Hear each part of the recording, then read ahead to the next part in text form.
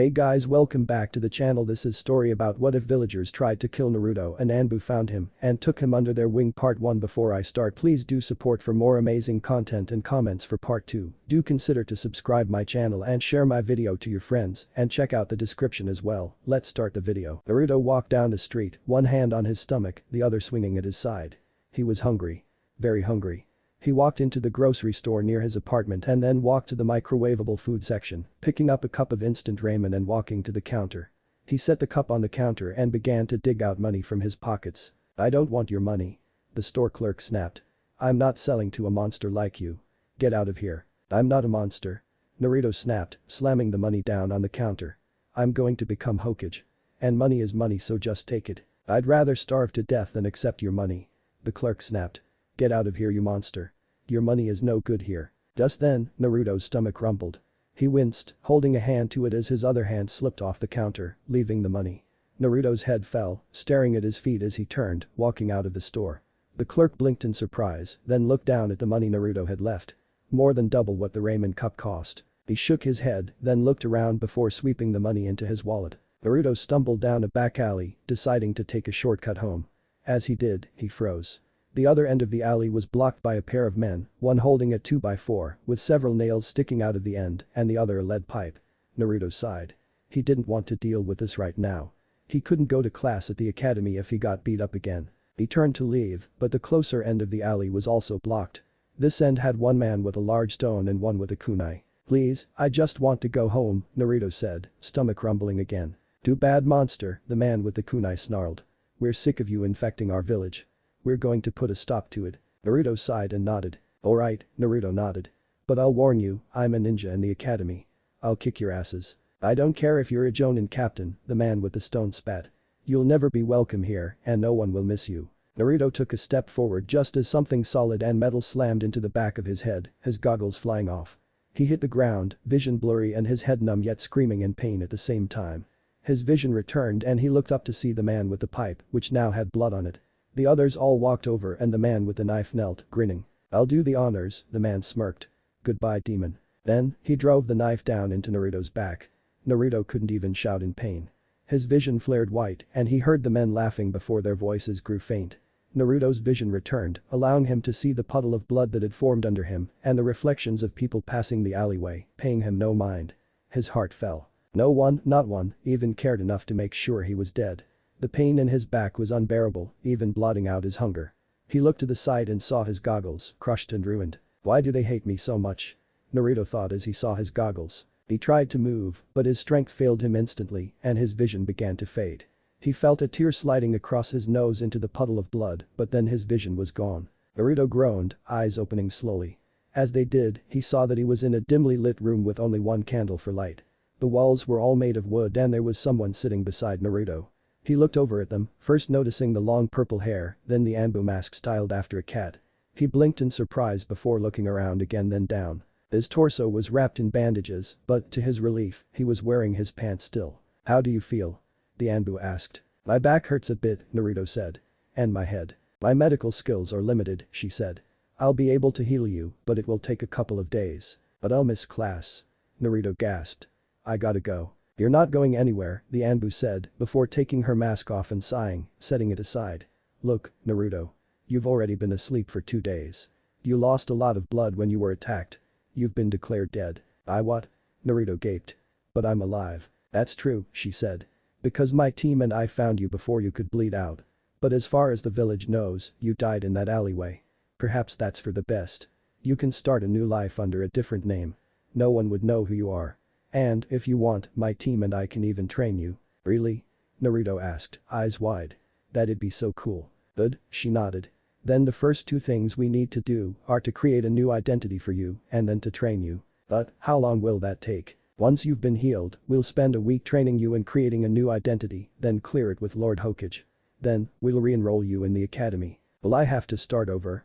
Naruto asked. "No," she said. Just then, a door in the corner opened and 2 more Anbu walked in. Both saw that the cat Anbu had taken her mask off so they followed suit. One had red eyes with black tomo in them, tear troughs, and raven black hair like Sasuke's, who he looked a lot like. The other had a square face and messy brown hair. "Are we not hiding our identities from him?" the Uchiha asked. No, the cat Anbu said. We're going to be training him in addition to creating him a new identity. So I figured we might as well be honest with him. Are we now? The Uchiha asked, smiling. Very well then. My name is Itachi Uchiha. I am the son of the head of my clan and Sasuke Uchiha's older brother. I believe you know Sasuke. Naruto nodded. I'm Yugao Yazuki, the cat Anbu said. My current name is Tenzo, the other said. I actually don't have a real one, so I just identify by whatever codename I have at the time. Naruto nodded. So, who am I going to be? Naruto asked. Menma Uzumaki, Itachi said. You'll be a survivor from a small group of Uzumaki who was sent here to find Naruto Uzumaki, one of the very few surviving members of your village. However, you'll get a message after you arrive that the rest of your group was wiped out by bandits, leaving you as an orphan with nowhere else to go but to stay here. However, we'll need to work on your personality more than anything else. Discipline first, then turning you into something other than a prankster. Hopefully something quieter. You already considered all of this, didn't you? Yugao grinned. I may have, Itachi shrugged. But you make me the strong silent type like Sasuke? Naruto asked. Well, it's more about how you choose to act, Itachi said. If you want to be the strong silent type, we can make you strong, but you have to work to be silent. Like I said, discipline will be first. I'll be drilling you for that. How come you three have so much time to work with me? Naruto asked. We've been assigned as your bodyguard since your attack, Itachi said. Naruto nodded. So, how are you going to make me not look like me? Naruto asked. Simple, Itachi said. A mask with a simple transformation jutsu placed on it. Huh? Naruto asked. Itachi held a mask out to him and Naruto took it, staring at it. It was a fox, he thought. It had a vertical solid oval on its forehead with an oval ring around it, but with the higher end of the ring larger than the bottom. There was a second ring extending out of the first with the bottoms joined. The vertical line ran from the top of the mask to the top of the second ring, then continued down from the bottom of the rings a couple of inches, stopping just below the eyes. The eyes were identical to the rings and oval on the forehead, except with the ovals being the eye holes, and with the markings rotated about 45 degrees outward from the line between them. There was also a marking on the chin that was the same but inverted from the one on the forehead in half the size. The mask's mouth was an obtuse triangle maybe an inch high and 2 wide, with a line extending diagonally up and back from the bottom corners of the triangle to the edges of the mask. The mask also had a pair of pointed ears. The ears were a pair of triangles the same shade of bloody red as the rest of the markings on the mask. To hold the mask on, there was a wide elastic strap to go around his head. Naruto put the mask on and looked around. Despite being small, the eye holes actually didn't hamper his vision very much at all. Itachi held up a small mirror and Naruto looked at his reflection, eyes widening. His blonde hair was now a dark red, only a couple of shades brighter than the markings on his mask. He pulled the mask off and his hair turned blonde again. He grinned. He liked it. How come you guys don't need a strap like this to hold your masks on? Naruto asked. Well, our masks are special, Tenzo said. They have a jutsu on them to hold them on our faces. Really? Naruto asked. Itachi nodded. We'll teach that to you later, Yuga said. Itachi's right. You'll have to get a new personality first. Naruto nodded, pulling his mask back on. The week had passed in the blink of an eye. Naruto, now Menma, even when talking to Itachi and Tenzo, though Yuga still called him Naruto, had not become the strong silent arrogant type like Sasuke. He was a lot quieter now, but more of a polite respectful type of quiet. To go with his mask, he now wore an open black coat with short sleeves over a white t-shirt, black pants and sandals, and gauntlets with metal plates running up the outsides and metal knuckle guards. On the back of the jacket was a large red spiral like the ones on Konoha flak jackets, which Itachi explained was the Uzumaki clan symbol. Itachi had taught him some in hand-to-hand combat, along with Kenjutsu and kunai fighting techniques, but most of all had taught him the shadow clone technique. Menma stepped into his classroom and looked around. His classmates looked pretty awful to be perfectly honest. Sakura and Ino both had dark circles under their eyes, Kiba and Sasuke both had an empty look in their eyes, Shikamaru was just staring at the wall, Choji was staring at a full bag of potato chips without eating anything. Shino, a kid Naruto knew next to nothing about and who had pretty much his entire face covered, looked unfazed by the supposed death of his classmate, seeming as emotionless as ever. However, it was Hinata that caught Menma's attention. Her eyes were bloodshot and the skin around them was red and she sniffed every couple of seconds and wiped her eyes, even though there were no tears. Can I help you? Iruka asked. Menma turned to him and nodded. Yes, my name is Menma Uzumaki, Naruto said. I was sent by a small group of my surviving clan members to find another survivor from our clan. I was told that there was a Naruto Uzumaki in this class. Oh, I see, Iruka said. You haven't heard. Naruto Uzumaki is dead. Menma waited, making it seem like he was having trouble digesting the news. What? Menma asked. How did he die? He was mugged, Haruka said, and Menma raised an eyebrow. Did he really not know, or was that just the cover story? He was stabbed to death by thieves, Haruka said. In the back of the room, Menma heard a quiet sob and looked, seeing Hinata holding her hands to her face, crying. Why was she crying? Did she really care about him that much? It had been a week already. I see, Menma nodded. Then I suppose I've wasted my time. I apologize for the intrusion. He bowed and Haruka blinked in surprise. Oh, it's alright, Haruka said. Menma turned to leave just as Itachi appeared in front of him in his Anbu uniform. Are you Menma Uzumaki? Itachi asked. Yes, Menma nodded. I have a letter from your people, Itachi said, handing him the letter he himself had written. It was on a winged messenger hawk. Menma took the letter and Itachi disappeared. Menma grinned behind his mask. There were blood stains and tears on the letter. Itachi had gone all out making it. He scanned it, getting the general idea. His family had been attacked by unknown ninja, and the message was to tell Menma not to come home because there would be nothing waiting for him. After a moment, Menma opened his fingers, allowing the paper to fall to the ground. Is everything alright? Haruka asked. Menma didn't respond. Haruka walked over, picking up the letter, eyes widening as he saw the state it was in. He read it silently before his eyes widened. Oh, he breathed. I-oh. Just then, another Konoha shinobi that Naruto recognized as Abisu, who helped Haruka out often, walked in, but froze when he saw Haruka's face and what he was holding. What's wrong? Abisu asked. I have to take this boy to speak with the Hokage, Haruka said. Watch the class. Abisu nodded and Haruka led Menma out of the room. As they walked, Haruka glanced down at Menma. I'm so sorry, he said. I can't imagine how you must feel. No, you can't, Menma said. But thank you. Haruka nodded as they reached the Hokage's door. He knocked and the Hokage told them to enter, so Haruka pushed the door open, stepping inside, Menma following. Hiruzen studied Menma for a moment as Haruka walked forward, handing the letter to him. Hiruzen raised an eyebrow at the letter before adopting a serious face and nodding. Go back to class, Haruka, Hiruzen said. I must speak with Menma alone. Haruka bowed then left. Once the door was closed, Menma pulled his mask off, his hair changing from the red that was supposedly common among full-blood Uzumaki, back to its natural blonde. So, you're starting today then, Naruto? Hiruzen asked. Very well. However, I'm not putting up with your usual pranks. You're a different person now. I expect you to act like it. If I see you in here, I will not be lenient. Oh, and your apartment is taken, so I'll be giving you your mother's house. It's technically reserved for Uzumaki and you weren't supposed to get it until you came of age, but since your cover story has you being of age among Uzumaki, you might as well have it. Just don't destroy it. I won't, Naruto said. We should probably get me to class now, don't you agree, Lord Hokage? Yes, my boy, I do believe that would be best. Naruto pulled his mask back on and Hiruzen stood, putting on his hat and leading Naruto back to the classroom. As they stepped in, Haruka, who had been mid-lecture, stopped, waiting to see what Hiruzen had decided. Class, I would like to introduce Menma Uzumaki, Hiruzen said. He'll be a part of your class from now on. Please be respectful to him. The class greeted him all at once, as was customary when a new student arrived, and Menma walked up to his old seat, sitting down and looking around. A few of his classmates glanced at him, but for the most part no one paid him any mind. Well, except one. Hey, new kid, a voice behind him said. Menma. Menma twisted around, finding Choji leaning forward to talk to him. What's with the fancy clothes and the mask? Choji asked. Well, all Uzumaki shinobi wear masks, Menma said. Technically that was true. According to Itachi, the Anbu uniform was based off of the most common Uzumaki uniform. As for the rest of the outfit, it's just comfortable, Menma shrugged. But, wait, so, shinobi? Choji asked. Like, already graduated academy shinobi. We don't have an academy, Menma said. We're a small group. So we trained as shinobi from the time we were young. So, you're already a genin? Choji asked. Kind of, Menma nodded.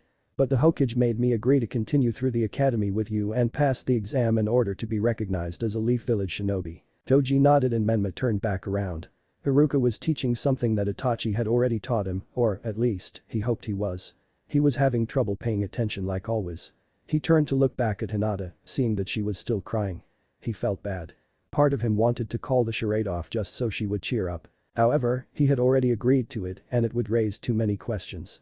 So for now, he had to deal with it and hope she cheered up eventually. Menma turned back to the front, forcing himself to focus on the class. If nothing else, he had to keep up the disguise of being a good student. Naruto readied himself as Itachi walked around him slowly. Naruto wasn't a fan of sparring with Itachi. He always lost. But it was beneficial. After all, sparring with someone with Sharingan was always challenging. And it was well worth it to finally be better than Sasuke. Itachi sprinted at him from the right and Naruto spun toward him, ducking under a punch, then flipping over a kick, kicking downward at Itachi. Itachi caught his foot and spun, hurling him. Naruto flipped, landing on the ground in his right hand, then sprinted forward again. Itachi blocked and dodged several strikes before Naruto drew a kunai, slashing at him. Itachi trapped Naruto's arm under his own, then drew his own kunai, placing it to Naruto's throat. Naruto grinned suddenly as a second leapt up behind Itachi, spinning and kicking at him. Itachi crouched at the last second, allowing the kick to pass over him before slamming his captured Naruto into the second. Both exploded into smoke and Naruto burst out of the ground behind Itachi, punching at him. Itachi spun, sweeping the punch aside, then grabbed Naruto by the throat, slamming him into the ground and putting his kunai to his throat. "Dead," Itachi said. "Impressive. You've gotten better." "Yeah, but I still can't fight you," Naruto complained. "That's because I have the Sharingan and years more training than you," Itachi stated. "Now, I have some matters to attend to. You'll be training with Yugao and Tenzo for the rest of today." Naruto nodded and Itachi left with the body flicker technique. Naruto turned to Tenzo and Yugao who looked at each other before shrugging. "We'll be working with jutsu today," Tenzo decided. "First, we'll need to know your chakra nature. Here." He held out a small square of paper and Naruto took it, cocking his head. "Channel your chakra into that and the paper's reaction will tell us your chakra nature," Tenzo explained. Naruto nodded, beginning to channel his chakra into it. After a moment, it split in half before both pieces grew damp and fell forward. "Wind and water," Tenzo said. "Alright. We can work with that." "Hold on Tenzo," Yugao said. "It's good that we know his chakra nature, but maybe we should start with some simple sealing jutsus. They can be just as effective, but they require less chakra." "But I don't know of many sealing jutsus that are used to attack, do you?" Tenzo asked. "No, but I know of several used for defense," Yugao said. "As well as storage seals for weapons. But if he has no offensive jutsus, he'll be a sitting duck hiding behind his seals until his opponent breaks them," Tenzo argued. "Can I do both?" Naruto asked. "Tenzo can teach a clone offensive jutsus and Yugao can teach me sealing jutsus." They looked at each other then shrugged and nodded. Naruto created a clone who followed Tenzo away from Yugao and Naruto. Naruto turned to Yugao who unrolled a scroll on the ground, displaying several different sealing jutsus, all low level, but for various uses. "Obviously I can't teach you anything super powerful at the moment because you're not strong enough, but I can teach you some basic seals, like small storage seals," Yugao said. "Keep in mind, the bigger the seal, the more chakra you need. Since we haven't got a whole lot of chakra at the moment, especially since you split it into a clone, we'll be taking it easy and keeping the seals simple. The first is just a storage seal." She demonstrated it, forming several hand seals, moving slowly so that he could see which she used, then set her hand on the ground. A small empty circle of seals spread from her palm onto the ground. Then, she set a kunai on it and made the ram hand seal. The weapon was covered in smoke, and when the smoke cleared, the middle of the circle had the kanji for full in it. She made the ram hand seal again, and smoke covered the seal before clearing to reveal the kunai and a once again empty seal. "It can only hold one item at a time," Yugao said. "But the size of the seal itself can be varied to fit more on an object like a scroll. Now you try." Naruto copied her hand seals and set his hand on the ground. Nothing. He tried again but still nothing. "You're just copying my movements," Yugao said. "You have to use chakra too. Focus your chakra as you make the hand seals, then send a pulse into the ground when you put your hand down." Naruto nodded and tried again. This time, as he sent out the pulse of chakra, the seal spread outward from his palm. He grinned and Yugao smiled, handing him the kunai. He set it in the circle and made the ram seal, channeling chakra into the seal, under her instruction. A cloud of smoke covered the weapon, then cleared and left the kunai's blade behind, the handle having been sealed without it. Naruto stared at the kunai blade, then tried the ram hand seal again. This time, the handle was on the ground, but the kunai blade was gone. Yugao picked up the handle and Naruto tried again. The blade reappeared and Yugao picked it up, inspecting the spot where it was separated. "Well, that's a new one," Yugao blinked. "I've never seen that happen before." Naruto sighed. "Sorry," he apologized. "Don't be," she smiled. "You're learning. Besides, kunai are free for Anbu. At any rate, here. Keep trying." She handed Naruto another kunai and he tried again with a similar result. She set 3 more on the ground beside her, then made the seal of confrontation, and her seal faded. She walked over to Tenzo and the clone, just as the clone fired a stream of water about as strong as the flow from a sink faucet out of his mouth onto the ground in front of him. "No luck here either, huh?" Yugao asked. "No," Tenzo said. "His chakra control isn't very good, though we're working on it." "You weren't kidding," Yugao laughed, showing him the kunai Naruto had broken. "This was done by a storage seal." "For real?" Tenzo laughed. "Wow. That's almost impressive." Yugao nodded just as Naruto cheered. She turned to look as he made the ram hand seal, retrieving an intact kunai from the seal. She smiled. "He's a pretty quick learner," Tenzo commented. "What's it been, 3 minutes and he's gotten the hang of that one?" Yugao nodded. "It may not be a very high-level jutsu, but it's the first time anyone's taught him jutsu, aside from Itachi teaching him the shadow clone jutsu. He's going to be interesting to teach," Tenzo said. "Alright Naruto, try again. And this time, make sure you build up your chakra as much as you can." Naruto formed several hand seals, inhaling. Then, he fired a slightly stronger stream of water out of his mouth. "Did you tell him how to pressurize chakra?" Yugao asked. "Good point," Tenzo said. "I actually didn't. If his control was a bit better he wouldn't need to though." "Yes, but since he's as young as he is, shouldn't we be teaching him how to perform the jutsus the easy way before we teach him how to do it the hard way?" Yugao asked. "It's a weaker technique, sure, but it's a good place to start until he gets his chakra control up." Tenzo nodded and Yugao walked back to Naruto as he resummoned the kunai for the millionth time. "Good job," she smiled. "Ready for the next one?" He nodded, smiling, and she grinned. Tenzo was right. He would be an interesting student. Menma sat down in his seat, the other students filing in one at a time. As Iruka walked in, Naruto noticed one seat was empty. Sasuke's. He was never late. Or absent. As far as Menma knew, at least. Not that he had always been around to see Sasuke there. "Alright class, today we're going to be practicing hand to Sasuke." Iruka gasped as the Uchiha walked into the room. His face was empty, even more so than usual, but something about him seemed off. As though he were angry about something. "What are you doing here?" Iruka asked. "I would have thought you'd be out of class for a little while after. If I miss too much class I can't graduate," Sasuke said. "I can't afford that. Now more than ever." Menma watched as Sasuke walked to his seat and sat down. What did he mean? What had happened that would make Iruka allow him to stay out of school? "Anyway, as I was saying, today we'll be sparring again," Iruka said. "So, in an orderly fashion, please head out to the yard." Everyone stood, beginning to head toward the door.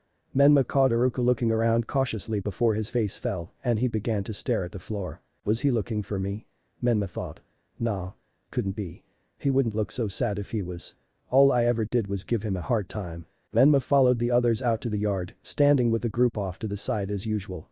Iruka raised his clipboard, staring at it for a moment before calling out Shikamaru and Choji. Choji, a fat kid with spiral designs customary of his clan on his cheeks, along with messy brown hair, walked into the sparring circle first, followed by Shikamaru, the lazy kid who had his black hair in a spiky ponytail and who was probably one of the smartest, if not the absolute smartest, in the class. They stood in the ring and almost instantly, Choji raised his hand. Sensei?" Choji asked. "Is it alright if we don't fight?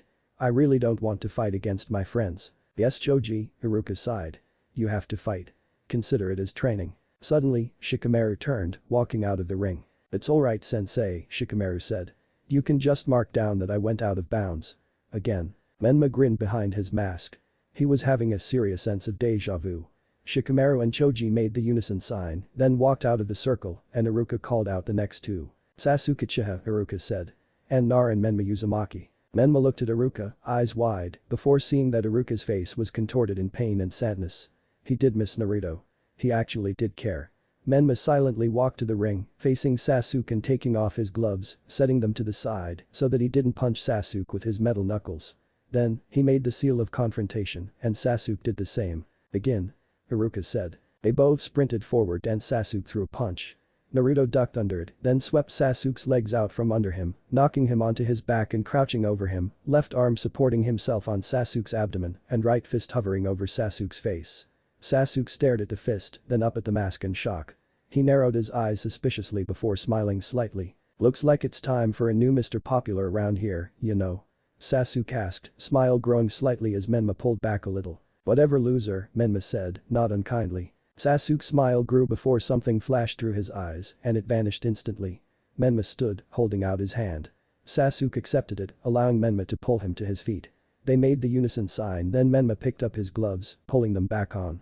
They walked over to the others as Sakura and Ino were called into the ring. Menma noticed Sasuke walking away from the group and followed. "Is everything okay?" Menma asked. "No," Sasuke said. "I know who you really are, Menma Uzumaki. I don't know exactly why you're pretending to be someone else and I don't care. I won't say anything." "Thank you," Menma nodded. "Now, what's wrong?" "I take it you didn't hear," Sasuke said.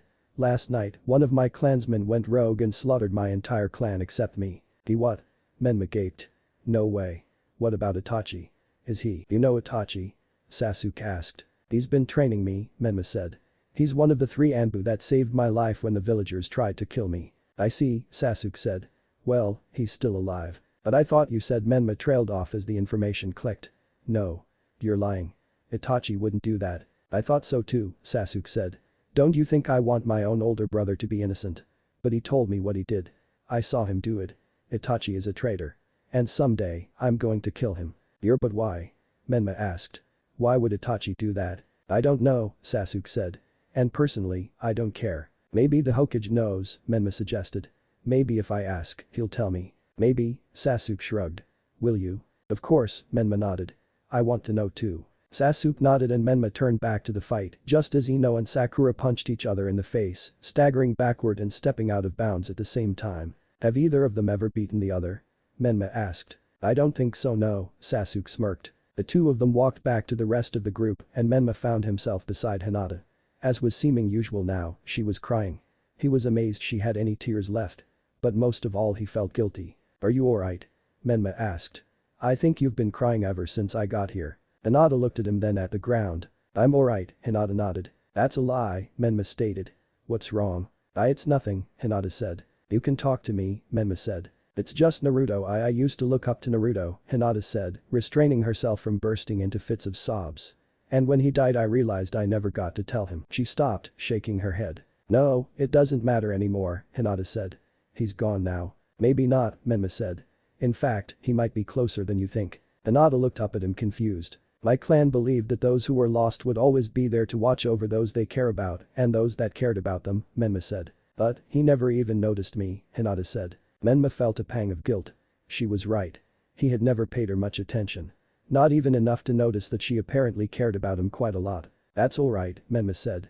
According to my elder, if you truly love someone, they'll come back to you. Just not always in the way you expect.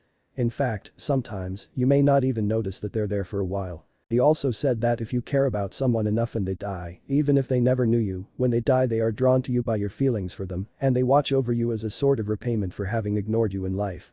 So maybe Naruto is already right by your side. Hinata stared at him for a moment before throwing her arms around him. He blinked before hugging her back. After a moment she pulled away, smiling. Thank you, she smiled. You're welcome, Menma smiled. I'm always here if you need me. She smiled and nodded and Menma looked around, seeing several people, especially Sasuke and Sakura, watching them out of the corner of their eyes. Sasuke especially was grinning, since he knew the truth. Naruto knocked on the Hokage's door and was told to enter. When he stepped inside, he found Yugao and a Jonin that he didn't recognize standing before the Hokage's desk. Ah, hello Menma, Hiruzen greeted. How can I help? I was wondering if I could talk to you alone, Menma asked. Hiruzen nodded, handing a scroll to the Jonin who bowed and left. Yugao began to walk out as well, but Hiruzen called for her to stay. She nodded, shutting the door and placing a seal on it that Menma didn't recognize. The silencing seal is in place, Yugao said, pulling off her mask as Hiruzen closed the blinds on his windows. You can take off your mask now, Naruto. Naruto nodded, pulling it off, then looked back at Yugao, who had tear stains on her cheeks. Is it true that Itachi killed his clan? Naruto asked. It is, Hiruzen nodded. I assume you want to know why. Yes, Naruto nodded. Yugao looked questioningly at Hiruzen. Very well, Hiruzen nodded. Yugao, I asked you to stay because you also deserve to know, as he was a friend of yours. However, neither of you are allowed to tell anyone, especially his younger brother, Sasuke Uchiha. Both nodded, though Naruto had no intention of keeping the promise. Very well, Hiruzen nodded. The Uchiha clan was planning a coup d'etat. Itachi and one of his fellow clansmen, Shisui Uchiha, reported it to us and confirmed that the Uchiha had no intention of stopping. Shisui Uchiha tried to use a visual ability of his to stop the Uchiha, however for reasons unknown, was unable to. He later committed suicide, also for reasons unknown. As the situation had become too dire to ignore and with no other options, Itachi presented a solution. He would kill the entirety of his clan, posing as a rogue ninja, and in exchange, Sasuke Uchiha would be spared and allowed to remain in the village and remain unaware of the crimes his clan had committed. He had been innocent of the whole thing, so we agreed. We being myself, the village elders, and Danzo Shimura, a man in charge of the foundation, a separate part of Konoha's Anbu Black Ops. Last night, Itachi carried out his plan and slaughtered his clansmen. So, it was to protect the Hidden Leaf village and Sasuke? Naruto asked. That's right, Hiruzen nodded. Then why not say that? Why brand him a traitor? Because we can't afford to look weak to the other villages, Hiruzen said. It could start a war if we do. Naruto cocked his head to the side before nodding. I see, Naruto nodded. You're a coward, and because of that Itachi had to pay the price. Naruto, that's enough. Yugao snapped. Lord Hokage is right. It was the best option. Someone should at least tell Sasuke, Naruto said. He thinks his brother is a monster and wants to kill him. No, Hiruzen said. Itachi made us vow to not tell Sasuke. He believes the best way for Sasuke to become strong is for Sasuke to hate him. I disagree, Naruto said. If Sasuke is ruled by hate, he'll do anything to kill Itachi. He's got a completely one-track mind. He'd probably go rogue himself if it meant gaining the power to kill Itachi. You would prefer him knowing that his entire family, including his mother and father, were traitors, and the only way to stop them was for his brother to single-handedly slaughter them? Hiruzen asked. Yes, Naruto said. Because then at least he wouldn't hate his only remaining family member over a lie. What if he still hates him for killing his parents instead of finding a way to save them? Yugao asked. Then at least he knows the truth, Naruto said. It's better to know the truth than live according to a lie. Yugao considered this before looking to Hiruzen. Very well, Hiruzen sighed. Although Itachi will be furious with me, I will tell Sasuke the truth. However, this will likely push Sasuke's blame and hatred onto myself and the village elders as well. I'll handle that, Naruto said. Just tell him the truth. Very well, Hiruzen nodded. Yugao, please fetch Sasuke for me. And Naruto, you head home. Tenzo will meet you there for today's training. Naruto nodded and pulled his mask back on, then followed Yugao out of the building before they went their separate ways, Yugao to find Sasuke and Naruto to go home. Renma sat down beside Hinata.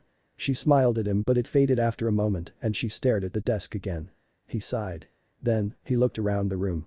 Sasuke was seated at the middle of a desk a few rows down from him and in the middle column, with Ino on his left and Sakura on his right, both of them practically drooling as they begged him to date them. Sasuke ignored them completely. Why is Sasuke so popular with girls? Menma asked. They all like the strong silent type, I guess, Hinata said. You don't like him? Menma asked. Not like they do, Hinata said. I cared about Naruto. I was just never able to tell him. It's alright, Menma said. Just think. Today, we're getting assigned to our Jonin captains. Hinata nodded. Alright class, as of today, you are all Genin, Iruka said. All of the Genin will be grouped into 3-man squads led by a Jonin, an elite ninja. Ino and Sakura both looked at Sasuke before squealing in delight. Menma smirked behind his mask. What was it that Sakura saw in Sasuke that made him so much better? As he thought about it, he began to realize he didn't really care. He blinked in surprise. When did he stop caring about Sakura? Team 7 will be Menma Uzumaki, Iruka said, Menma starting to pay attention at the mention of his name, Sakura Haruno, and Sasuke Uchiha. Alright. Sakura cheered as Ino hung her head. Sasuke turned his head, grinning back at Menma before turning back to the front. Menma hadn't spoken to Sasuke about what Hiruzen had told him yet. At least this way he would be able to have plenty of time. Menma turned her head, seeing Hinata wearing a disappointed look. Guess you won't be there all the time after all, Hinata said. Don't worry, Menma smiled behind his mask. I'll still be there for you. I'll just have to do it between missions. Hinata smiled and nodded. Next, Squad 8, Iruka continued.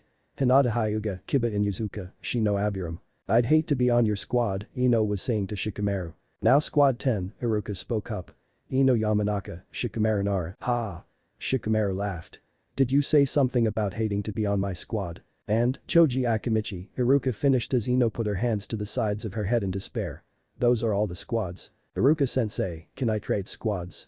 Ino asked. Switch me and Sakura. Or me and Menma. Don't drag me into this, Menma laughed. You got your squad. There's no trading, Iruka said. After lunch, you'll meet your new Jonin teachers.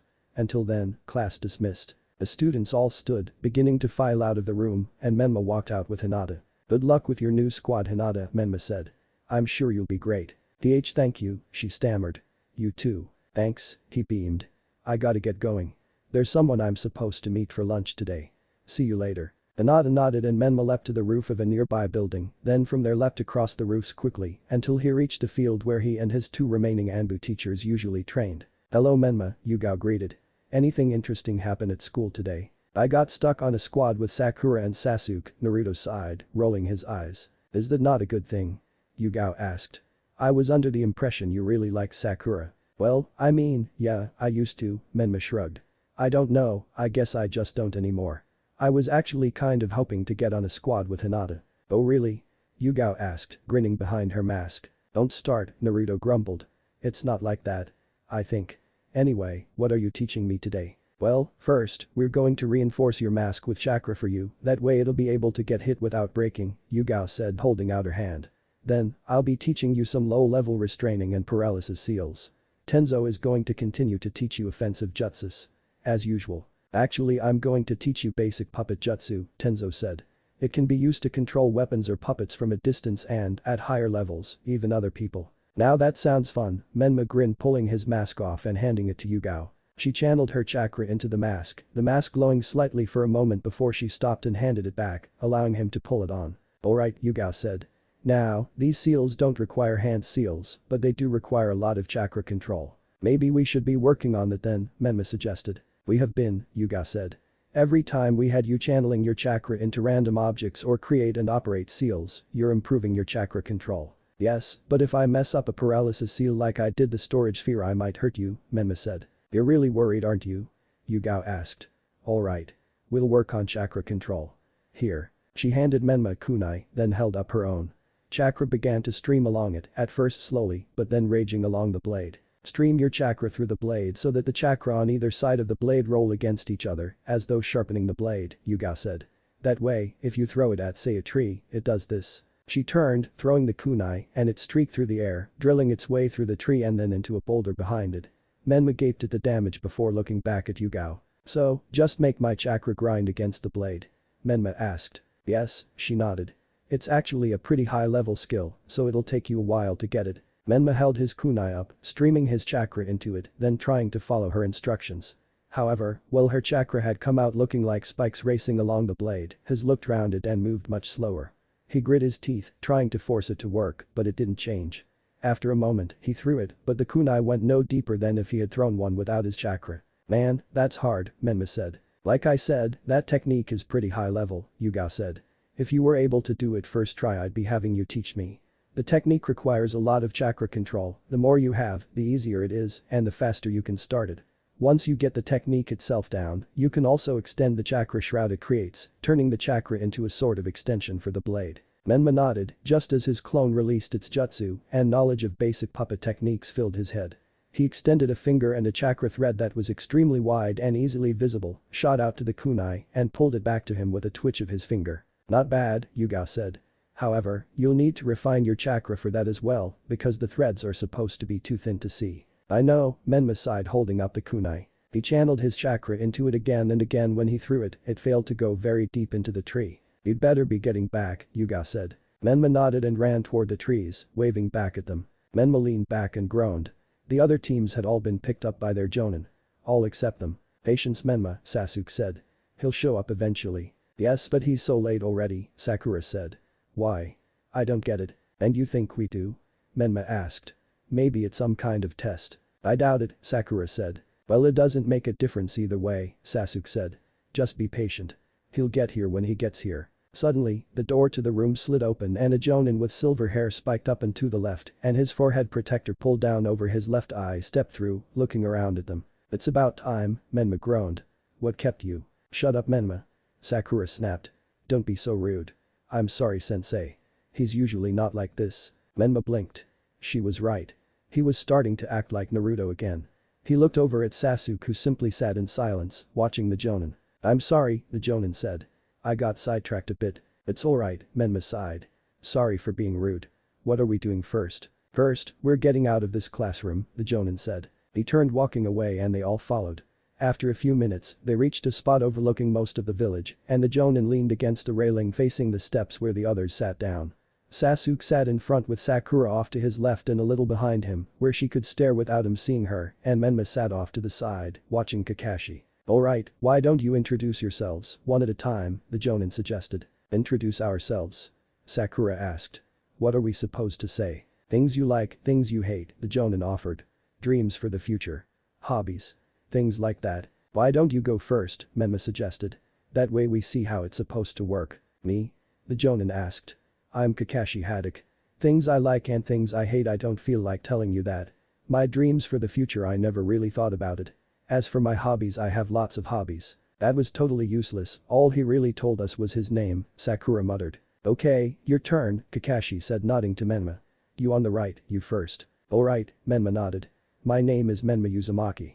I's a shinobi originally from a group of survivors from the Uzumaki clan, however, when they sent me here to find Naruto Uzumaki and invite him to come back to the rest of his clan, they were attacked by rogue shinobi while I was away, resulting in all of their deaths and ending in me entering the academy here so I could be recognized as a genin of the Hidden Leaf Village. The things I like include training, being around friends, and my hobbies are kind of the same really. Let's see, what do I dislike? Oh, that's easy. I dislike people who treat others like garbage without even getting to know them or considering how the people they pick on may feel. I dislike people who hurt my friends. And I hate seeing people be treated like a monster for something that's not their fault. As for my dreams, someday, I'm going to become Hokage so that I can earn respect, and or maybe it's not. If I did that, it's alright, Menma, Kakashi said. That's good enough. Menma nodded, suddenly unsure. Sasuke looked over at him, concerned, but keeping his face neutral. Alright, next. Kakashi asked. My name is Sakura Haruno, Sakura said proudly. What I like, I mean the person I like, is she rested her head on hers hands, looking over at Sasuke. My hobby is, she trailed off, giggling. My dream for the future is, she looked at Sasuke again and squealed into her hands. Menma rolled his eyes inside his mask as Kakashi said, and, what do you hate? Sakura opened her mouth to speak, but her voice died in her throat. She blinked in surprise before staring at the ground, looking almost sad. Being picked at by my parents, I guess, Sakura said quietly. Kakashi's visible eyebrow went up a couple of centimeters before he turned to Sasuke. Last one, Kakashi said. My name is Sasuke Uchiha, Sasuke said. A little while ago, I'd have given a speech about having someone I want to destroy. However, that's changed. I hate traitors. My hobbies are to train and to grow strong. I like to win. As for my dream for the future, it's complicated. There's someone I have to find in order to discuss a few of his actions with him. However, I'm not actually sure how the discussion will go. Menma stared at him for a moment before looking to Kakashi, who nodded. Very well, Kakashi nodded. We'll have our first mission tomorrow. What kind of mission? Menma asked. Assassination. Bandits. Village defenses. Not exactly, Kakashi said. It's a survival exercise. What type? Sasuke asked. Of the 27 graduates that just left the academy, only 9 will actually be accepted as genin, Kakashi said. The rest will be sent back to the academy. This is a pass-fail make it or break it test.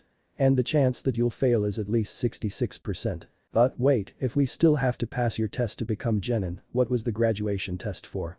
Menma asked. Oh, that, Kakashi said. That was just to select candidates who might become genin or not. What? Sakura gasped. That's how it is, Kakashi said. I decided whether you pass or fail. Be at the designated training spot at 5 AM and bring your ninja gear. How will we know where the training spot is? Menma asked. It's the 3rd training ground, Kakashi said. It has the village's memorial stone there. Menma nodded. He knew the place. It was where Tenzo and Yuga trained him. Sasuke nodded as well, also seeming to know the place. Sakura looked confused. Oh, also, you should skip breakfast tomorrow, Kakashi said. Otherwise, you'll puke. And with that, he left. That sounds horrible, Sakura said. Probably, Menma nodded. I know what he's talking about. Do you too? I do, Sasuke nodded. I don't, Sakura said. Will you show me, Sasuke? No, Sasuke said. I have other matters to attend to. Menma can show you. Sakura sighed but nodded. Alright then, Sakura sighed. Lead the way, Menma. Menma nodded and stood. Then, he turned, leaping along the buildings, Sakura following close behind him. After a few minutes, he landed in the training ground and Sakura landed beside him, looking away. This is where we're supposed to meet him, Menma said. Think you can find it on your own tomorrow morning? Yes, Sakura nodded. Thank you, Menma. You're welcome, Menma nodded. Now, I have to get home. See you tomorrow. And with that, he left, heading home. Menma walked into the training ground at the same time as Sasuke and Sakura, all meeting up in front of the 3 wooden posts standing opposite the memorial stone. So, how late do you think he'll be? Menma asked. Hopefully not at all, Sasuke said, taking his backpack off and setting it on the ground. I agree, Sakura said, dropping her satchel. Menma nodded in agreement, taking his own pack off, then setting it beside Sasuke's and lying down, resting his back on it. What are you doing? Sasuke asked. There's no point in waiting on our feet, Menma said. It'll just make our feet sore and use more energy if he's late, and if he's on time, I'll stand up. After a moment, Sakura sat down and Sasuke sighed, following suit. I suppose that makes sense, Sasuke sighed. And so, they waited. After the first hour, the sun was above the horizon. Another hour ticked by. Then another. What's taking him so long? Sakura finally spoke up. Morning everyone, Kakashi said. Ready for your first day? Hey, you're late. Sakura shouted, pointing at him accusingly. Well, a black cat crossed my path so I had to take the long way, Kakashi smiled behind his mask, pointing back over his shoulder. Well, let's get started. He walked over to the posts and set a timer on the middle one. Here we go, Kakashi said, pressing the switch at the top, then holding up a pair of bells. It's set for noon. Your assignment is simple. You just have to take these bells from me. That's all there is to it. If you can't get them by noon, you go without lunch. You'll be tied to those posts and you'll watch as I eat my lunch in front of you. Menma narrowed his eyes. That was the reason for not eating. Wait a minute, there's 3 of us, how come there are only 2 bells? Sakura asked. Well, that way, at least one of you ends up tied to a post and is ultimately disqualified for failing to complete the mission, Kakashi said, smiling. That one goes back to the academy. They all stared at him. He had said it so kindly and nonchalantly, as though it was some unimportant detail. Of course, all 3 of you can flunk out too, Kakashi reminded them. You can use any weapon, including shuriken. If you're not prepared to kill me, you won't be able to take the bells. Those weapons are way too dangerous, sensei, Sakura gasped. Try to remember you're speaking to a jonin, Menma said. If he couldn't handle 3 kids straight out of the academy with a few pointy stars, he'd be dead by now. However, I will agree that the weapons are dangerous. If we're not careful, we could seriously hurt ourselves. What the hell does that mean? Sakura demanded. I've been a ninja longer than you, even if I am young, Menma said. I've been wounded by kunai before. I'd rather not repeat that experience. Then just be careful with your knives. Sakura snapped. That's not what I meant, Menma said. Since we're fighting a jonin, we'll have to try and work together. Then we can worry about who doesn't get a bell later. So, while we do this, be careful not to hit each other with your weapons. We're not as experienced at combat as Kakashi-sensei, so it's more likely that one of us will be hurt during this. I doubt we'll even manage to take the bells at all by force. Agreed, Sasuke nodded. Don't hit each other. Simple enough. You want to lead, Menma? After you, Sasuke, Menma grinned. You're the better fighter, Sasuke said. I'll go, Sakura offered. They both turned to look at her, then at each other. Ready, Kakashi said. Start. Instantly, Sakura charged at him, jumping and punching at him. He leaned out of the way, allowing her to pass him before reaching out to grab her ankle. Just before he reached her, he crouched, Sasuke's foot flashing over his head. Menma hurled several shuriken at Kakashi, but his hand on that side flashed up, fingers slipping into the holes in the middle, catching them. Then, he spun, punching at Sasuke with that hand, forcing Sasuke to leap back. Menma sprinted forward, jumping and kicking at Kakashi. Kakashi blocked it and Naruto flipped, kicking downward at Kakashi. Kakashi caught the kick and spun, hurling Menma away before reaching into his ninja tool pouch as Sakura and Sasuke charged. Both skidded to a stop, waiting to see what weapon he would draw. Kakashi had already dropped the shuriken to the ground and now he pulled a book out of his pouch. All 3 genin stared at him. While you're going to read a book while we fight you? Menma snorted. Why not? Kakashi asked. With your weak attacks, it won't matter if I'm reading or not. Sasuke charged at Kakashi and he caught Sasuke's first strike, spinning and hurling him into Sakura, both of them crashing to the ground. Menma charged at Kakashi again, punching at him. Kakashi caught the punch and Menma spun, kicking at him.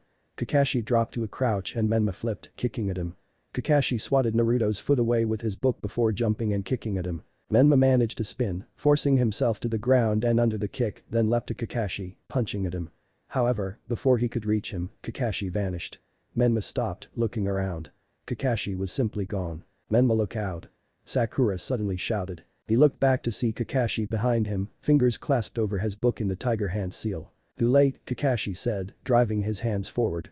Konoha's secret technique, 1,000 years of death. Kakashi's fingers found their mark in Menma's rear and Menma shouted in pain, leaping away from Kakashi, launching himself into the river nearby. Now then, where was I? Kakashi said to himself, opening his book back up. What kind of cheap move was that? Sasuke demanded, turning to face Kakashi. What, the 1,000 years of death? Kakashi asked.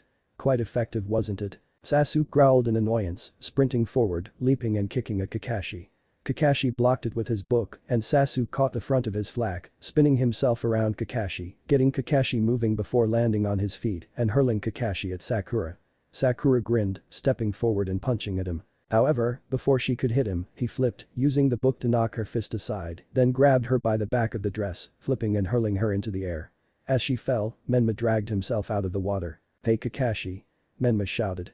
We're not finished yet. Kakashi turned to face Menma just in time for Sasuke to kick off of his shoulder and catch Sakura, landing behind Kakashi and sprinting away from him. You made me drop my guard to save Sakura, Kakashi noted. Very good. That was pretty quick thinking. Thank you, Menma grinned. Now try this one. Suddenly, a dozen shadow clones burst out of the water, all of them hurling 10 shuriken each. Kakashi smirked behind his mask and hurled his book into the air before drawing a pair of kunai, knocking the shuriken out of the air. A moment later, the clones all landed on the surface of the water and sprinted forward, Menma joining them. Where on earth did he learn that? Kakashi wondered. Suddenly, another Menma grabbed Kakashi from behind, reaching for the bells as the clones leapt forward to attack Kakashi.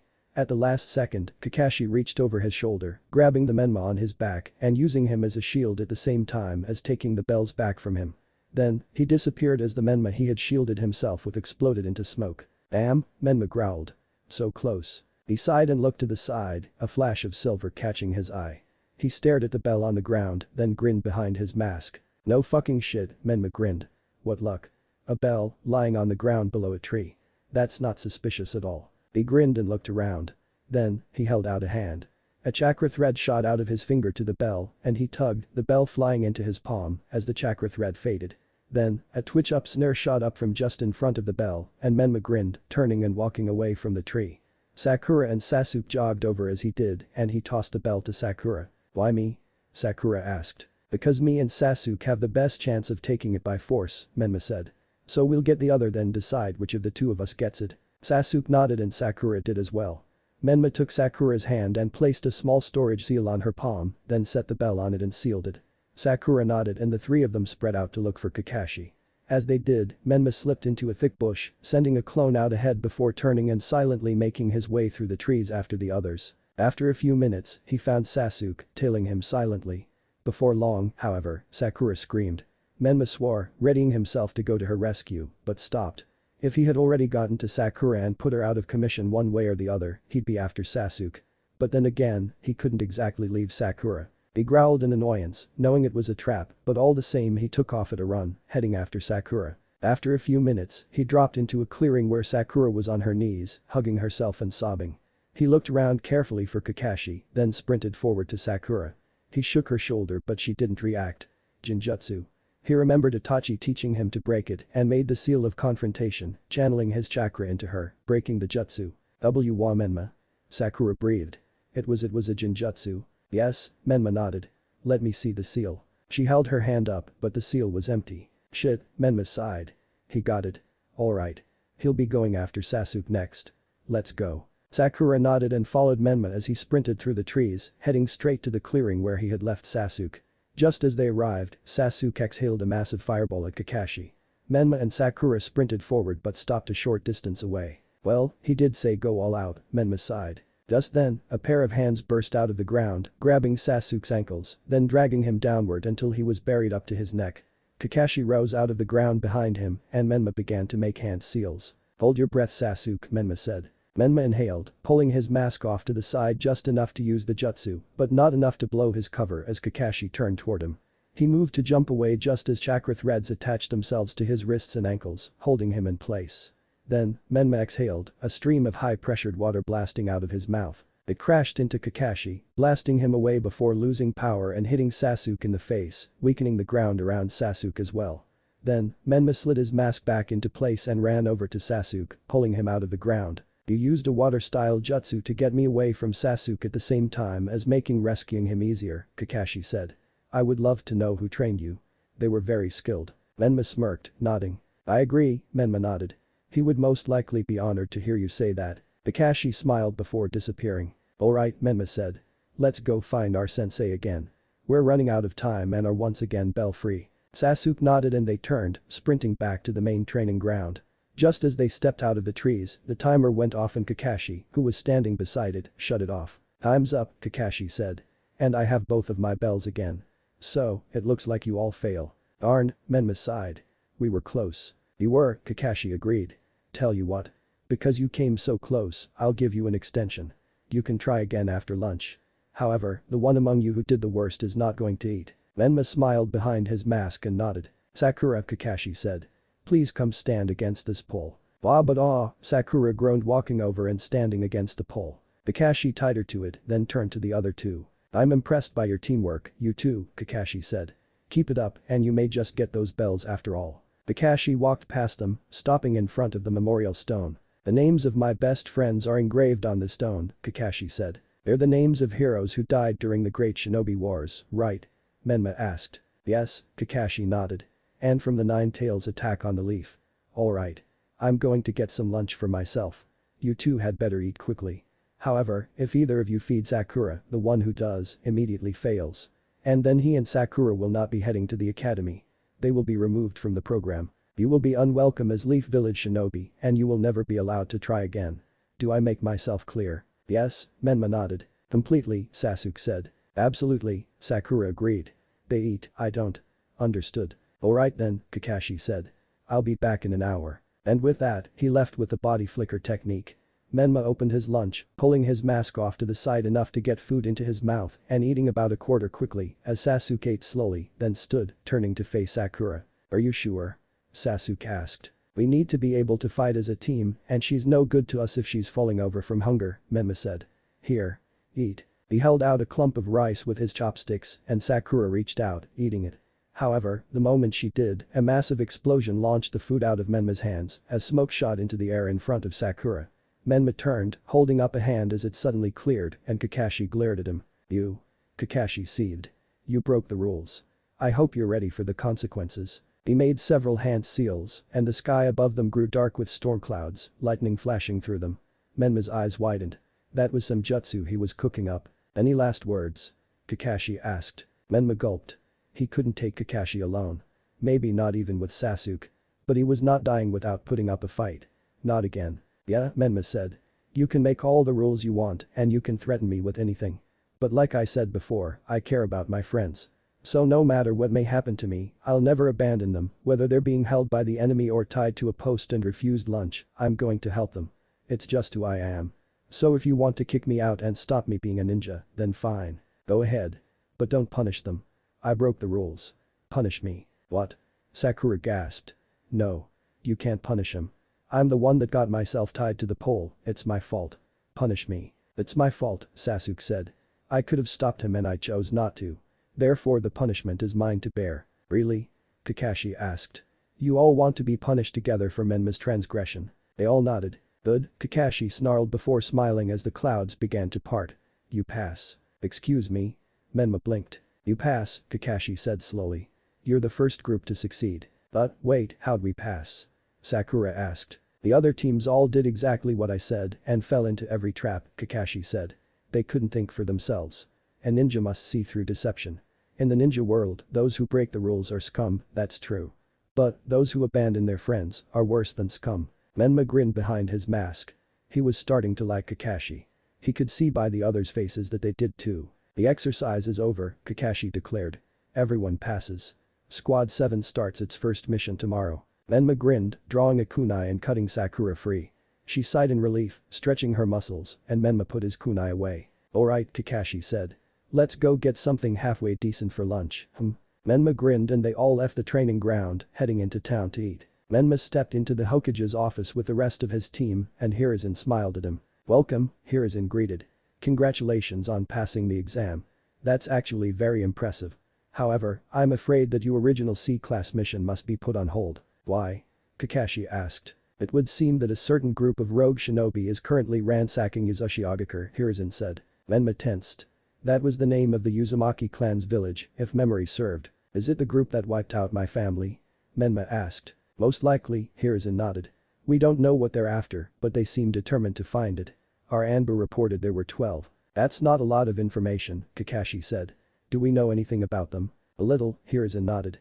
Show yourself. Two Anbu stepped out of the shadows to the group's left and knelt. Menma looked and his eyes widened.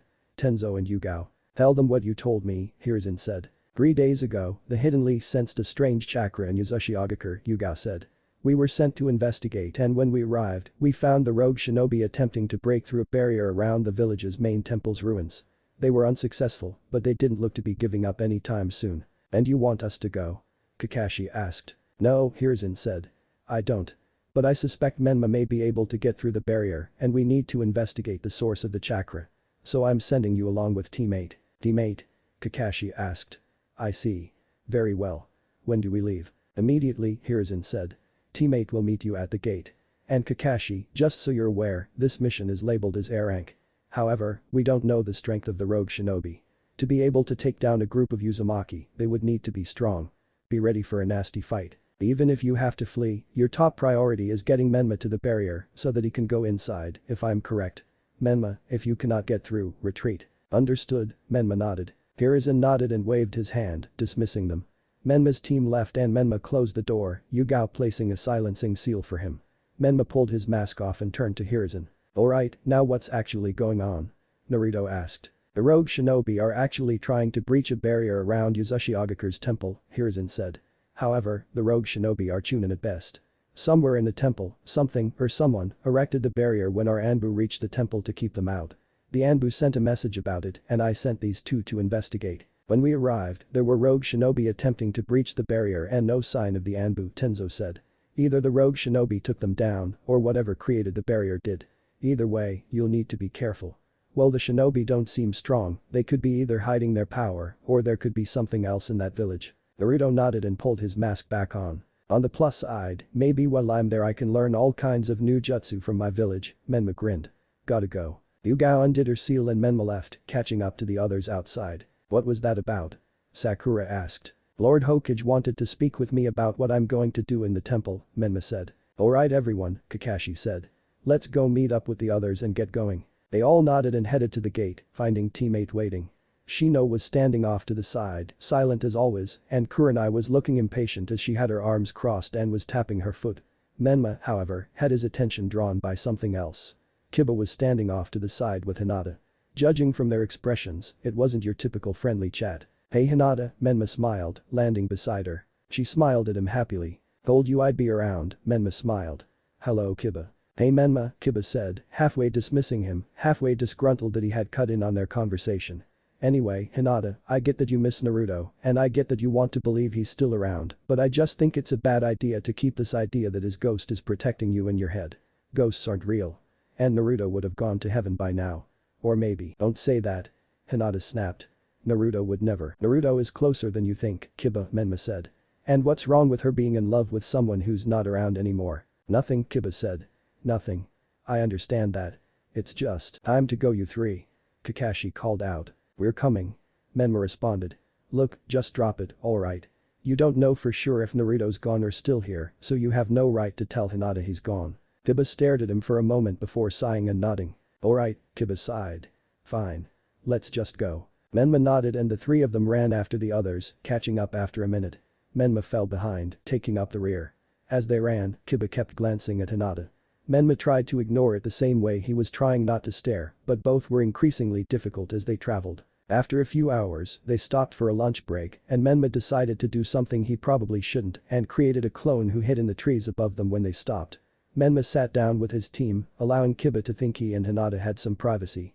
In reality, Menma's clone was in the tree above them to listen in. Hinata, listen, about what I said earlier, Kiba began. I'm sorry. I didn't mean to be rude and I shouldn't have told you Naruto might go to hell. I was wrong. It's alright, Hinata said. You were just trying to help me. I would always help you, Hinata, Kiba said. Anything you need, you can just ask me. I mean it. Anything. Thank you Kiba, Hinata said hugging him. He hugged her back, smiling.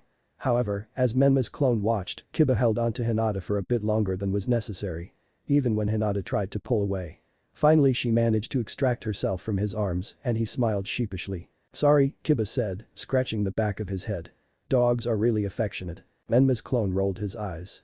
God, Kiba was laying it on thick. And Menma did not like it. It's alright, Hinata said. Hey Hinata. Kiba said after a minute. Yeah? Hinata asked, finishing her lunch and putting the garbage in her backpack. I was wondering, when we get back, do you want to get something to eat? Kiba asked. Well, I am human so of course I'm going to need to eat eventually, Hinata said, respectfully dodging his question. Well, yes, Kiba nodded, missing the fact that she was too nice to just turn him down. But, I meant, do you want to go get something to eat with me? As a date. Oh, Hinata said. Sorry Kiba. I promised my little sister I'd help her learn to cook when I got back. Well, after that then, Kiba said. Hinata trailed off, trying to think of an excuse to nod. Menma's clone released its jutsu, and Menma's eyes widened as the memories reached him. He looked to Sasuke, who looked over at them, then smirked back at Menma. Hey Kakashi-sensei, Sasuke said. Can we get moving? I'm getting impatient. I want to get this over with.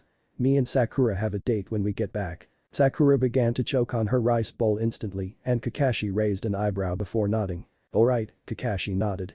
Time to go everyone. Menma packed his things up as Hinata and Kiba walked over. Well, just think about it, alright? Kiba asked. Okay, Hinata nodded. Menma swallowed hard, forcing his annoyance down and pulling his backpack on. He stared at the ground. Why was he so mad? It's not like Hinata cared about him as Menma any more than Kiba. She loved Naruto. And that wasn't going to change at all. What was that about? Menma asked as Hinata reached him. He wants to go on a date with me, Hinata said. Oh? Menma asked. Is that bad? Well, it's just what if he's right? Hinata asked. What if Naruto is gone? Don't think like that, Menma said. I thought you could feel him with you. I can sometimes, Hinata nodded. But even if he's gone. They were on the move again by now, Hinata and Menma having fallen back a bit from the others. Kiba was constantly glancing back at them, less than pleased that Menma was alone with Hinata. So, what are you going to do? Menma asked. I don't know, Hinata sighed. I don't want to move on. But, Naruto's not coming back. He can't. No one can return from the dead. And, Kiba's sweet. And he cares about me. But I don't know if I actually like him or not. What should I do? I think you should do whatever would make you happiest, Menma said. But, maybe you should try talking to Naruto. See if you can get him to tell you what he wants. I have, Hinata said. I've tried to talk to him every night. But he never talks back. And it's not the first time Kiba's asked me on a date. I see, Menma said. Well, maybe you should try one last time tonight. If he responds, ask him what you should do. If he doesn't, then follow your heart. Hinata nodded, looking doubtful. Can I tell you a secret? Menma asked. Sure, Hinata said. The real reason we're going to Uzushiogakure is because Lord Hokage thinks that there might be someone inside the temple, Menma said. The barrier wasn't there until after the rogue shinobi arrived. But there's no way anyone's been living in Uzushiogakure. Lord Hokage believes that this may be some kind of spirit. If he's right, that would mean that something about Uzushiogakure makes spirits stronger, maybe make them able to manifest more easily in our world. Really? Hinata gasped, staring at him. So then Naruto might. We might need to be a little closer than right now, but yeah, Menma said. Naruto might actually be able to manifest himself. Hinata stared at him, wide-eyed, then smiled. I hope so, Hinata said. There are so many things I want to say to him. Menma smiled. Then, he looked at Kiba, who narrowed his eyes at him before turning away. They traveled in silence for a while, only stopping again when the sun was below the horizon. They set up camp and Menma volunteered for first watch. The others all went to bed and Menma spread a dozen clones throughout the trees to keep watch before he took up his post to wait for Hinata. Finally, sometime around midnight, she silently left her tent, heading into the trees. Menma followed, finding her in a clearing with a million flowers in it. She was on her knees, head bowed and eyes closed, clasping her hands in front of herself as she spoke. Naruto, Hinata said. If you're there, please talk to me. I don't know what to do. I miss you. I miss you so much. I never got to tell you the truth.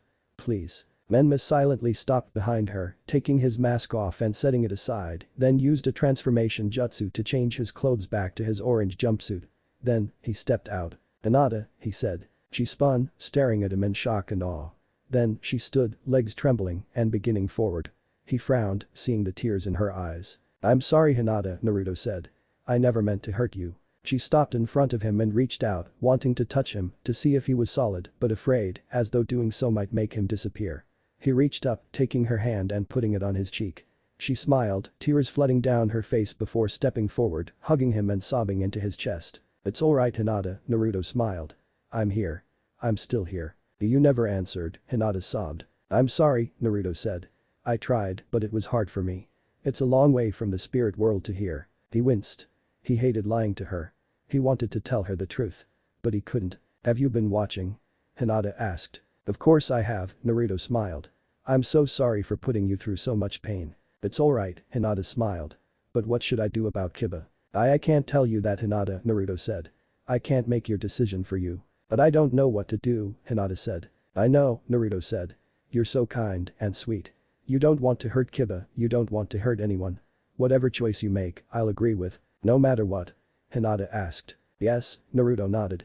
I'll wait for you forever, if I have to. I'll wait for you to join me on the other side. Although, you better not do it anytime soon. And if you decide to be with Kiba, then I'll watch over you and make sure the two of you are happy. Wait, you mean, we can be together after death? Hinata asked. Yes, Naruto nodded. But you can't join me yet. If you take your own life you'll go to hell.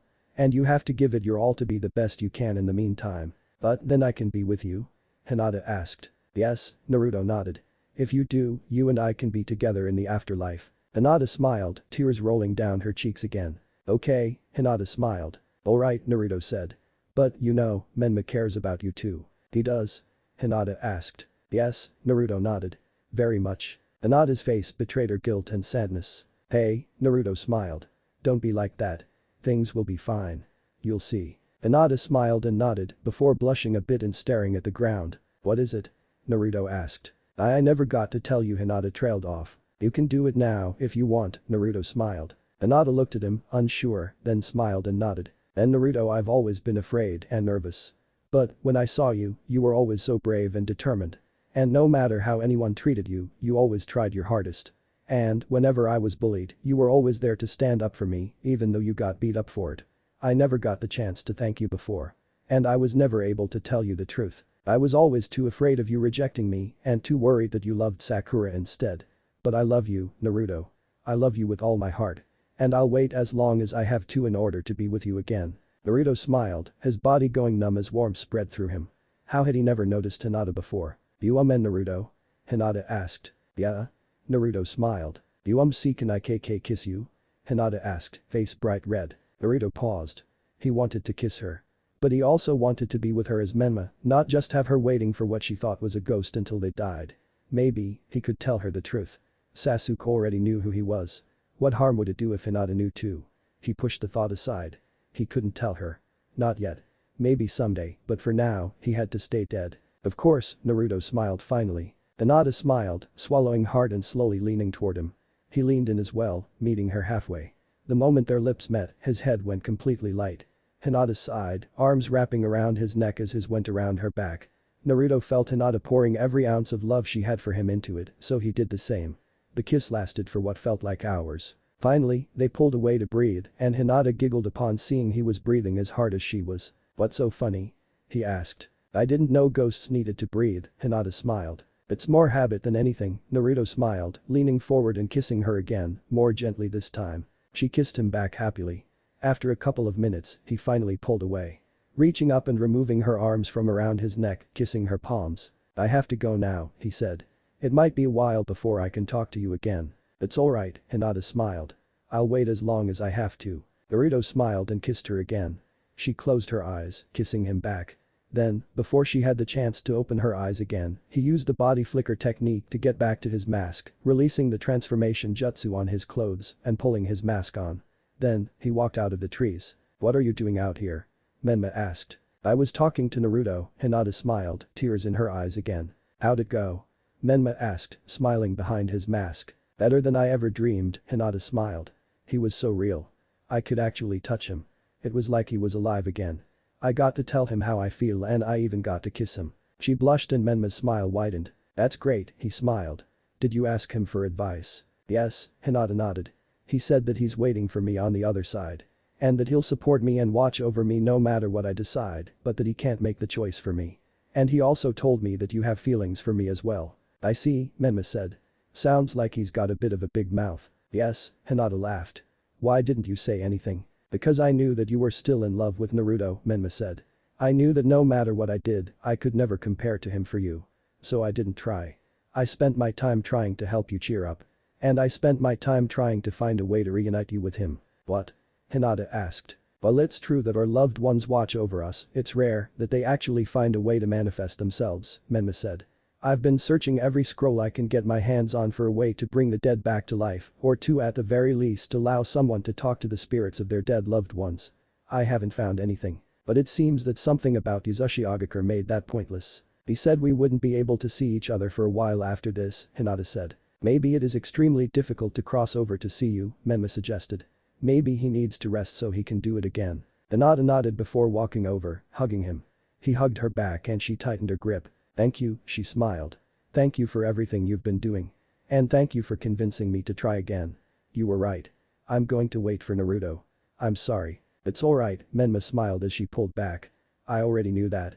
But, Hinata, we have to consider the face that, once that barrier falls in Uzashigakure, and once we find out what is going on there may not be any way for you to see Naruto again. I know, Hinata said. But that's alright. I can still wait. Menma nodded and turned to walk away. We'd better get back before anyone notices we're gone, Menma said. They might get the wrong idea. Hinata blushed but nodded and they made their way back to camp, arriving to find Sasuke sitting beside the fire pit, glowing coals slowly warming 2 cups of instant ramen. Hinata blushed again as he grinned at the two of them but went into her tent, closing it. Menma sat beside Sasuke and slipped his mask off, grinning. "So, what did I miss?" Sasuke asked. "She got to talk to Naruto again, straight from the spirit world," Menma grinned. "Risky business summoning spirits," Sasuke said. "But worth it," Menma said, pulling it back on. She finally got to tell him how she felt and even got to kiss him. The grin split Sasuke's face instantly and Menma pushed him lightly. "Good for her," Sasuke chuckled. "It's about time." "So, what's going to happen now?" "Now she's going to wait for him," Menma said. "So for now, we focus on the mission." Sasuke nodded, handing Menma the ramen cup, then picking up the second and beginning to eat. Menma pulled the mask off to the side, eating his ramen. "I'll take watch from here," Sasuke said. "You rest up. You'll need your strength if whatever's in that temple decides it wants a fight." Menma nodded, finishing his ramen then heading to bed. Menma stared at the rogue ninja.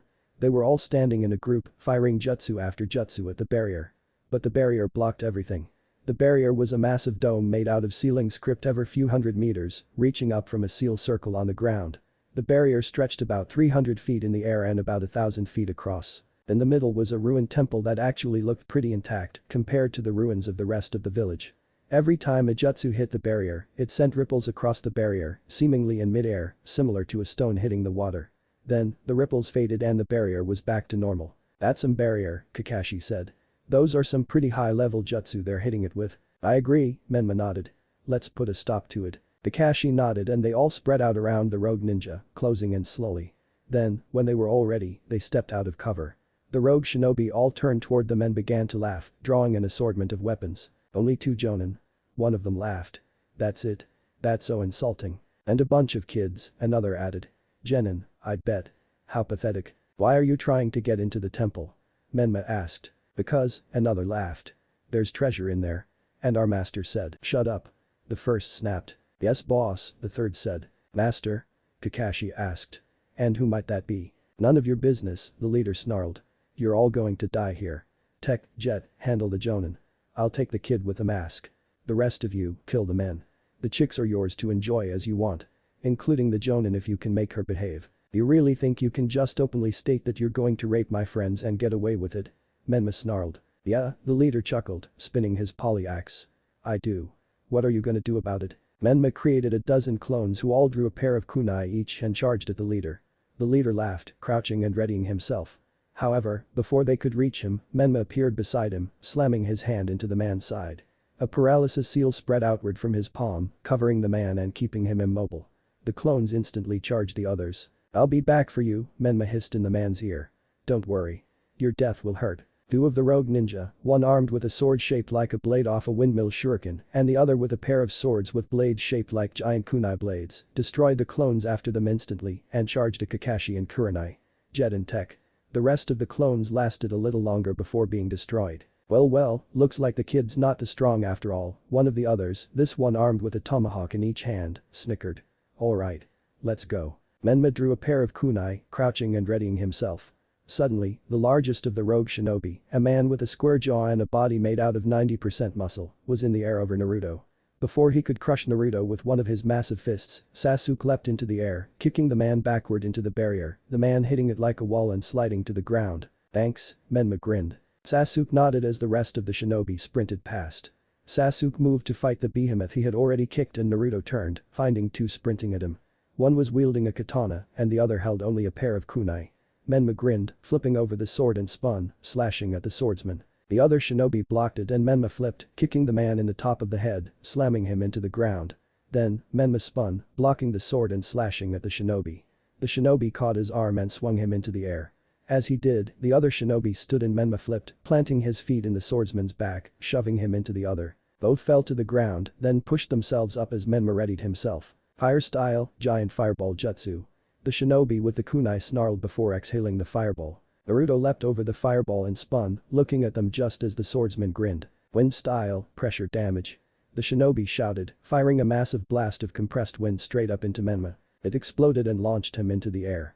As he fell, he flipped, beginning to make hand seals. My turn, Menma snarled before pulling his mask to the side.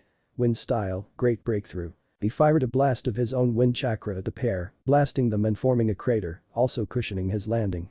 As he landed, the swordsman stood, sprinting at him, sword raised. Menma spun, sweeping the sword aside with his kunai, then split the man up the front with the other. The man staggered a few steps before collapsing.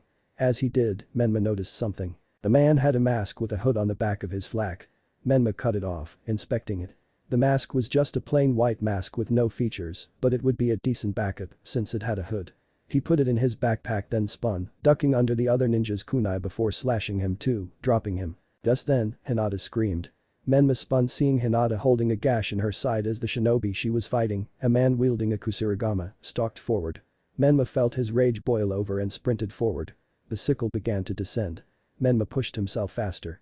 Then, he skidded to a stop in front of Hinata, channeling his chakra through his kunai and raising it. The sickle smashed on the kunai and Menma push-kicked the shinobi, launching him backward into the one fighting Sakura. Both crashed to the ground and then stood, staring at Menma. Menma raised his kunai, both of which had chakra streaming along them perfectly. Amazing how rage and desperation can help someone get their chakra moving perfectly. That's the flying sparrow technique. Shino gaped, his opponent on the ground behind him, insects swarming all over his body. Who are you? The shinobi that had been attacking Hinata demanded, unclipping the sickle and throwing it away, pulling out a new one and clipping it on. My name is Menma Uzumaki, Menma snarled. And you're all going to die here. The shinobi snorted in amusement, standing and taking a step forward just before Menma's kunai drilled through him, stabbing into the ground just inside the barrier. Menma sprinted forward as the shinobi fell. He put his other kunai away and grabbed the kusarigama, channeling his chakra through it before throwing the sickle and spinning, the chain dragging it in a circle after Naruto, slashing the ninja that had been fighting Sakura before. Menma stopped, the chain spinning around his neck as the shinobi fighting Sasuke and Kiba both charged at him. Menma threw the sickle in the other direction, the chain unwinding and slashing Sasuke's opponent before Menma grabbed the chain, spinning the sickle in a vertical circle, the blade driving itself down into Kiba's opponent's head. Then, Menma yanked the chain, and the blade tore its way out through his face. Menma spun again, hurling the weight at Kurenai's opponent, the chain wrapping around the shinobi's throat, before Menma hurled the sickle at Kakashi's opponent. The ninja smashed the sickle aside, the blade sticking into a boulder instead, and Menma attached several chakra threads, hurling the stone away from Kurenai's opponent, tightening the chain so fast that the shinobi's head flew into the sky. Kakashi's opponent, the one with a windmill shuriken blade for a sword, appeared in front of Menma, slashing at him in an uppercut. Menma leaned backward, the sword splitting his mask in half. He instantly grabbed the one he had taken from his first opponent and pulled it on just as the first fell off. Then, he flipped, kicking the ninja in the side and smashing him into the ground. Then, he punched him in the back. Just as he did, however, his palm exploded into pain. He staggered back, looking at his hands to see he suddenly had claws. Is that it? The ninja laughed, standing as the leader walked over to stand beside him. I barely felt a thing there. Menma snarled, surprised at how feral his voice sounded. His teeth felt odd as well. Suddenly, he instinctively dropped to all fours, fiery red chakra exploding up around him. Everyone stared in shock before Menma appeared in front of him, driving his claws through the man's eyes, killing him. The leader smashed the base of the polyaxe's shaft into Menma, throwing him away. Menma flipped, landing on his hands and feet and growling. The leader chuckled, spinning his axe then swinging it, sending out a massive wave of wind chakra. The chakra hit Menma, but he ignored it, sprinting forward. But the leader gaped, staggering backward then compassing himself. Die. He stabbed at Menma with the spearhead on the tip of his axe, but Menma leapt over it, smashing his fist into the man's face as he passed, knocking him flat onto his back. Then, he landed, skidding to a stop and glancing at Hinata, seeing fear in every feature of her face. He froze. He slowly looked around the battlefield, staring at all of the corpses he had left in his wake, at the blood and gore he had spread. His fingers burned as his claws sank back into his hands and the leader jumped to his feet, slashing at him. Menma, look out. Hinata shrieked, seeing that Menma was distracted. At the last second, Kakashi appeared beside the leader, catching the polyaxe, then slamming his fist into the ninja's abdomen, knocking him out. He tied him up, then looked at Menma suspiciously. Are you alright? He asked. Menma trailed off, looking to Hinata again, seeing worry this time. Well, at least no one was hurt very seriously, Kakashi said. Hinata only got scratched. You go ahead inside. I'll clean up out here. Menma nodded slowly, then turned walking to the barrier. He reached his left hand out, resting it against the barrier, and suddenly, the seal script from all over the barrier raced around the barrier, transferring itself to Naruto's arm. When it was done, the barrier was gone. He flexed his hand, staring at the seal script on it, then retrieved his kunai and headed inside. Inside, the temple was in excellent shape, aside from a few holes here and there and some debris on the floors. The walls were lined with scrolls, and the left side had rows upon rows of bookshelves with even more scrolls. On the right were rows upon rows of weapon racks. And there, at the back of the temple, was a pedestal with a sword sticking out of it. The sword had a red grip, a gold pommel with a ruby embedded into it, and no actual guard. The blade looked to be a double-edged Western-style blade, or like that of a Jan, except that it widened where there should be a guard. Between the blade and the grip was a gold section with a teardrop-shaped hole just below the base of the blade, and a strip of gold that reached partway out into the blade, before ending at a point about level with the ground. Naruto stared at the sword. He liked it. A lot. He walked over, seeing that the ruby was carved into the Uzumaki clan symbol, and reached out to it, but froze as a voice spoke. "Welcome Naruto Uzumaki," the voice greeted. "I was wondering when you would arrive." "Who are you?" Naruto asked looking around. "Where are you? How do you know who I am?" "I am a former elder of the Uzumaki clan," the voice said. "What, so, you're a ghost?" Naruto asked. "I am now," the voice said. "I was once the Uzumaki clan's elder. However, an enemy shinobi sealed my soul inside a sealing tag, leaving me as a ghost once it was freed, since I couldn't return to it. My son, Ashina Uzumaki, took over as elder, with me aiding him. I have been in this world, either alive or as a ghost, for going on 500 years now. I know a great many things about a great many things. And now, I will aid you in whatever way you need." "So, just to be clear, a ghost is talking to me," Naruto said. "You haven't heard a thing I've said, have you?" the voice asked. "No, I heard," Naruto said.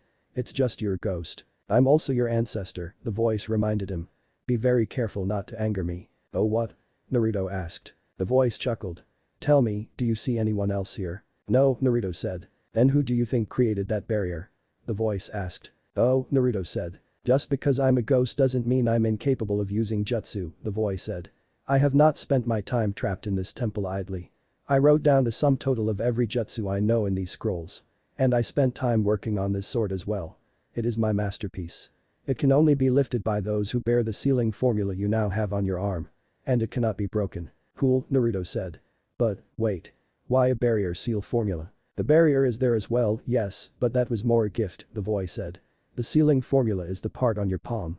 I added it in for whichever Uzumaki came to investigate, since only an Uzumaki could absorb the barrier. Deploy the barrier simply by channeling your chakra through it, by the way. The amount of chakra determines the size." "Sweet." Naruto grinned before it faded. "Do you know what happened outside?" "You mean you don't?" the voice asked. "Do you even know what you are?" "You mean the nine-tailed fox's Jinchuriki?" Naruto asked. "Yes, that," the voice said. "Well, what happened outside was that your rage over Hinata Hyuga being wounded allowed some of the demon's chakra to mix with yours, sending you into a feral state, fueled by rage and, well, vastly more powerful and faster than your own, is also considerably more dangerous, as you may have noticed." "Yeah," Naruto said. "So, can you teach me all your jutsus?" "No," the voice said. "You are free to take the scrolls, but I cannot train you. However, I do have something else I'll be doing to you." "What?" Naruto asked. "I'm going to be purifying you back to full Uzumaki status," the voice said. "What does that mean?" Naruto asked. "It means that your Uzumaki chakra from your mother was diluted by your father's chakra," the voice said. "I'm going to restore it to where it would be if you were a pureblood Uzumaki." "And what will that do?" Naruto asked. "Well, for starters, on the physical side, your hair will turn the typical Uzumaki red," the voice stated. "Then you will get the 4 traits unique to the Uzumaki." "What are those?" Naruto asked. "Kekkei Genkai." "Not exactly," the voice said. "The Uzumaki have one Kekkei Genkai that is the ability to form chains out of our chakra, called adamantine sealing chains. Aside from that, the other 3 are born of the Uzumaki's naturally powerful chakra. First, you will gain an elongated lifespan many times longer than that of a normal person. Second, you will gain the ability to heal others by allowing them to bite you and drain your chakra. However, doing so will cause permanent scars that cannot be healed. Finally, you will gain a sensory ability unique to the Uzumaki and powerful enough to rival even the Byakugan and which functions similarly to the Byakugan." "Sweet," Naruto grinned. "Although, is there any way for me to either not have the super long lifespan thing or to pass it on to someone else as well?" "You mean Hinata Hyuga?" the voice asked. "It is possible for you to not have it. If you want, I can make it so your lifespan is the same as it is now. However, you have to understand that it is a great gift being able to live for so long." "Really?" Naruto asked. "So you're not the least bit lonely? You don't miss all of your friends and family?" Fair enough," the voice said. "Very well. I will leave your lifespan alone.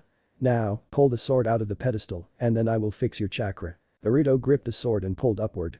For a moment, nothing happened. Then, the sword slipped free and Naruto held it up, inspecting it. The sword was roughly 4 feet long and light as a feather. Why is it so light?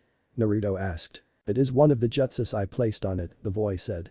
The same that allows only you to lift it. Oh, alright, Naruto said. Suddenly, Naruto felt lightheaded and looked at his reflection in the sword's blade, pulling his mask off.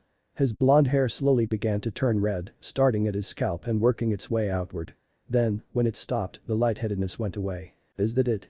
Naruto asked. Yes, the voice said. What about the Kekkei Genkai and the sensory thing? Naruto asked. You will learn to use both from the scroll behind you, the voice said. All of my accumulated knowledge and jutsus are in the rest of the scrolls. Can you seal them for me? Naruto asked. That way I can carry them all. Very well, the voice sighed. Suddenly, all the scrolls exploded into smoke before flying over to Naruto and spiraling around in a funnel in front of him. He got the message and pulled his glove off, holding out his hand and the smoke connected with his inner forearm, a storage seal appearing on it as the smoke was all absorbed by the seal. Then, when it was gone, the seal read that it was full and Naruto grinned. Put the sword on your back, the voice said. How? Naruto asked. When it makes contact with your back, a seal will spread onto your torso, holding it against you like a sheath until you need it, the voice said. Then, you will be able to remove it from your back easily. But no one else will. Alright, Naruto nodded, setting the flat of the blade against his back. Instantly, seal script wrapped around the blade then around Naruto's torso over his clothes before fading. He looked under his shirt, seeing it was visible on his skin. He grinned, then pulled his glove back on and picked up the scroll behind himself, sealing it on his right palm. Then, he put his mask back on and headed for the door. Naruto Uzumaki, the voice said, stopping him. I will not be here if you return. Take care of my sword and do not allow my knowledge into the wrong hands. I won't, Naruto said. There are sealing jutsus in there for literally every situation, the voice said. Even a fence. If someone that was truly evil got their hands on the right ones, they would be unstoppable. I understand, Naruto said. Thank you for the warning and for your help. I'll see you around. No, you won't, the voice said, then went silent.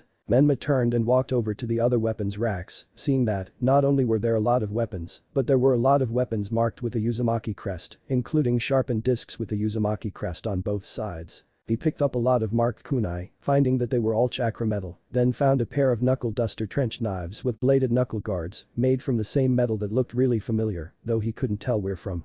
All of the knives had the Uzumaki crest etched into their blades, and he really liked the knives. He put them in his ninja tool pouch, then turned and walked out of the temple, finding the others sitting on various pieces of rubble, waiting for him. Nice sword, Sasuke said when he saw Menma. Did you find the source of the barrier? Kakashi asked. Yes, Menma nodded. It was in Uzumaki Elder's ghost. He told me how to use the barrier now and gave me this cool sword. The ghost? Kakashi asked. Interesting. Well, if everything's taken care of, we should head back. Menma nodded and they started out, Menma once again at the back. Hinata began to fall back to talk to him, but Kiba landed beside her, giving her a stern look and she nodded, catching back up. The rest of the trip back was almost completely silent. Menma pulled his new mask on and smiled.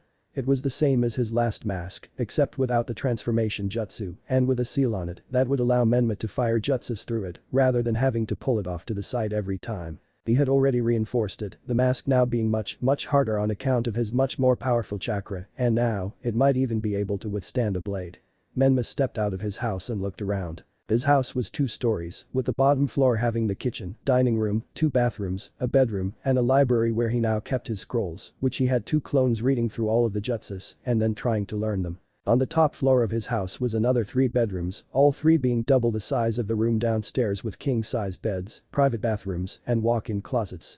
Aside from that, there was also a much larger bathroom with a large bathtub, a toilet, a urinal, and a hot tub, for some random reason. Down the hallway from those, there was a room filled with an array of different weapons, including odd kunai with 2 prongs at the bottoms of the blades and wood grips. Menma had a few of those with him too, with freshly etched Uzumaki crests in the blades. Next to that room was one with a million different types and styles of armor. Across the hall from those rooms was an office of some kind, with a desk, a bunch of old papers and scrolls, but it was all blank. Then, at the end of the hallway, there was a door opening onto a balcony overlooking his backyard. In the yard, there was his own private hot spring, a sparring area, and 2 Anbu waiting for Naruto to finish getting ready to train. So, I heard there was a bit of an incident on your mission, Yuga said. Yeah, Menma said. Apparently the 9 tails chakra slipped out a little when I got mad. I figured, Yugao nodded. The seal is weakening, that's why it's happening. Eventually, you will have to remake the seal, but that won't be for some time yet. Menma nodded, but just as he was about to draw his new sword, Sasuke landed beside him. Menma, time for our next Jesus, you live alone here? Sasuke gaped, staring at his house. Yeah, Menma said. We have a mission. Sasuke nodded. Where the hell did you get this? It was my mother's, Menma said, seeing Yugao give him a surprised look. He already knows, Menma explained. Anyway, yeah, Lord Hokage decided that since I was posing as an Uzumaki anyway, I might as well have an Uzumaki house. So he gave me this. Lucky prick, Sasuke grumbled. Come on.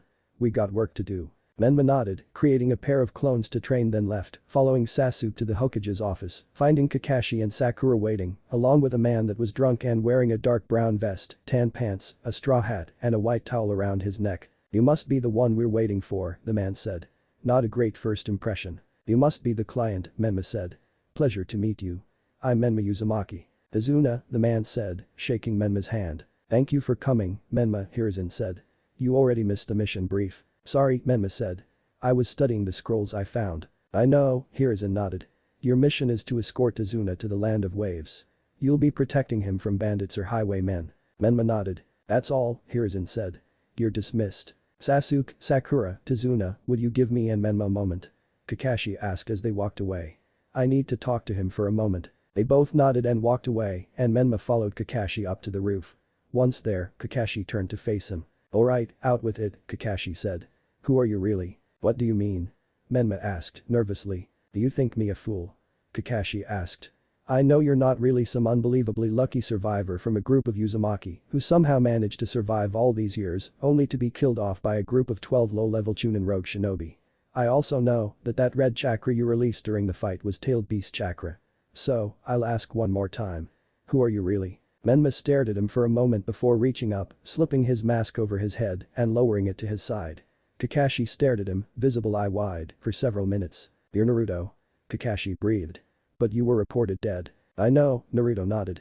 I was saved by 3 Anbu Black Ops, Itachi Uchiha, Yugao Yazuki, and Tenzo. Then, under orders from the Hokage, I created a false identity, Menma Uzumaki. I wish he had told me, Kakashi breathed. Naruto could swear he saw Kakashi's eye watering. I swore to your father I'd protect you. And then when you were reported dead I thought I had failed him. How many people know? Aside from the Anbu and Lord Hokage, just you and Sasuke, Naruto said. I see, Kakashi nodded. I assume it's supposed to remain secret. Yes, Naruto nodded. I'm not even allowed to tell Hinata. You care about her don't you? Kakashi asked. Yes, he nodded. I do. But I asked Lord Hokage and he said no. I see, Kakashi nodded. Well, if nothing else, at least she turned Kiba down. Yeah, I might have had something to do with that, Naruto smiled sheepishly. I figured, Kakashi nodded. But, what happened to your hair? Originally, my first mask used a transformation jutsu to turn it red while I was wearing the mask, Naruto said. But the Uzumaki ghost in the temple turned me into a pureblood Uzumaki, whatever that means. And my hair turned red.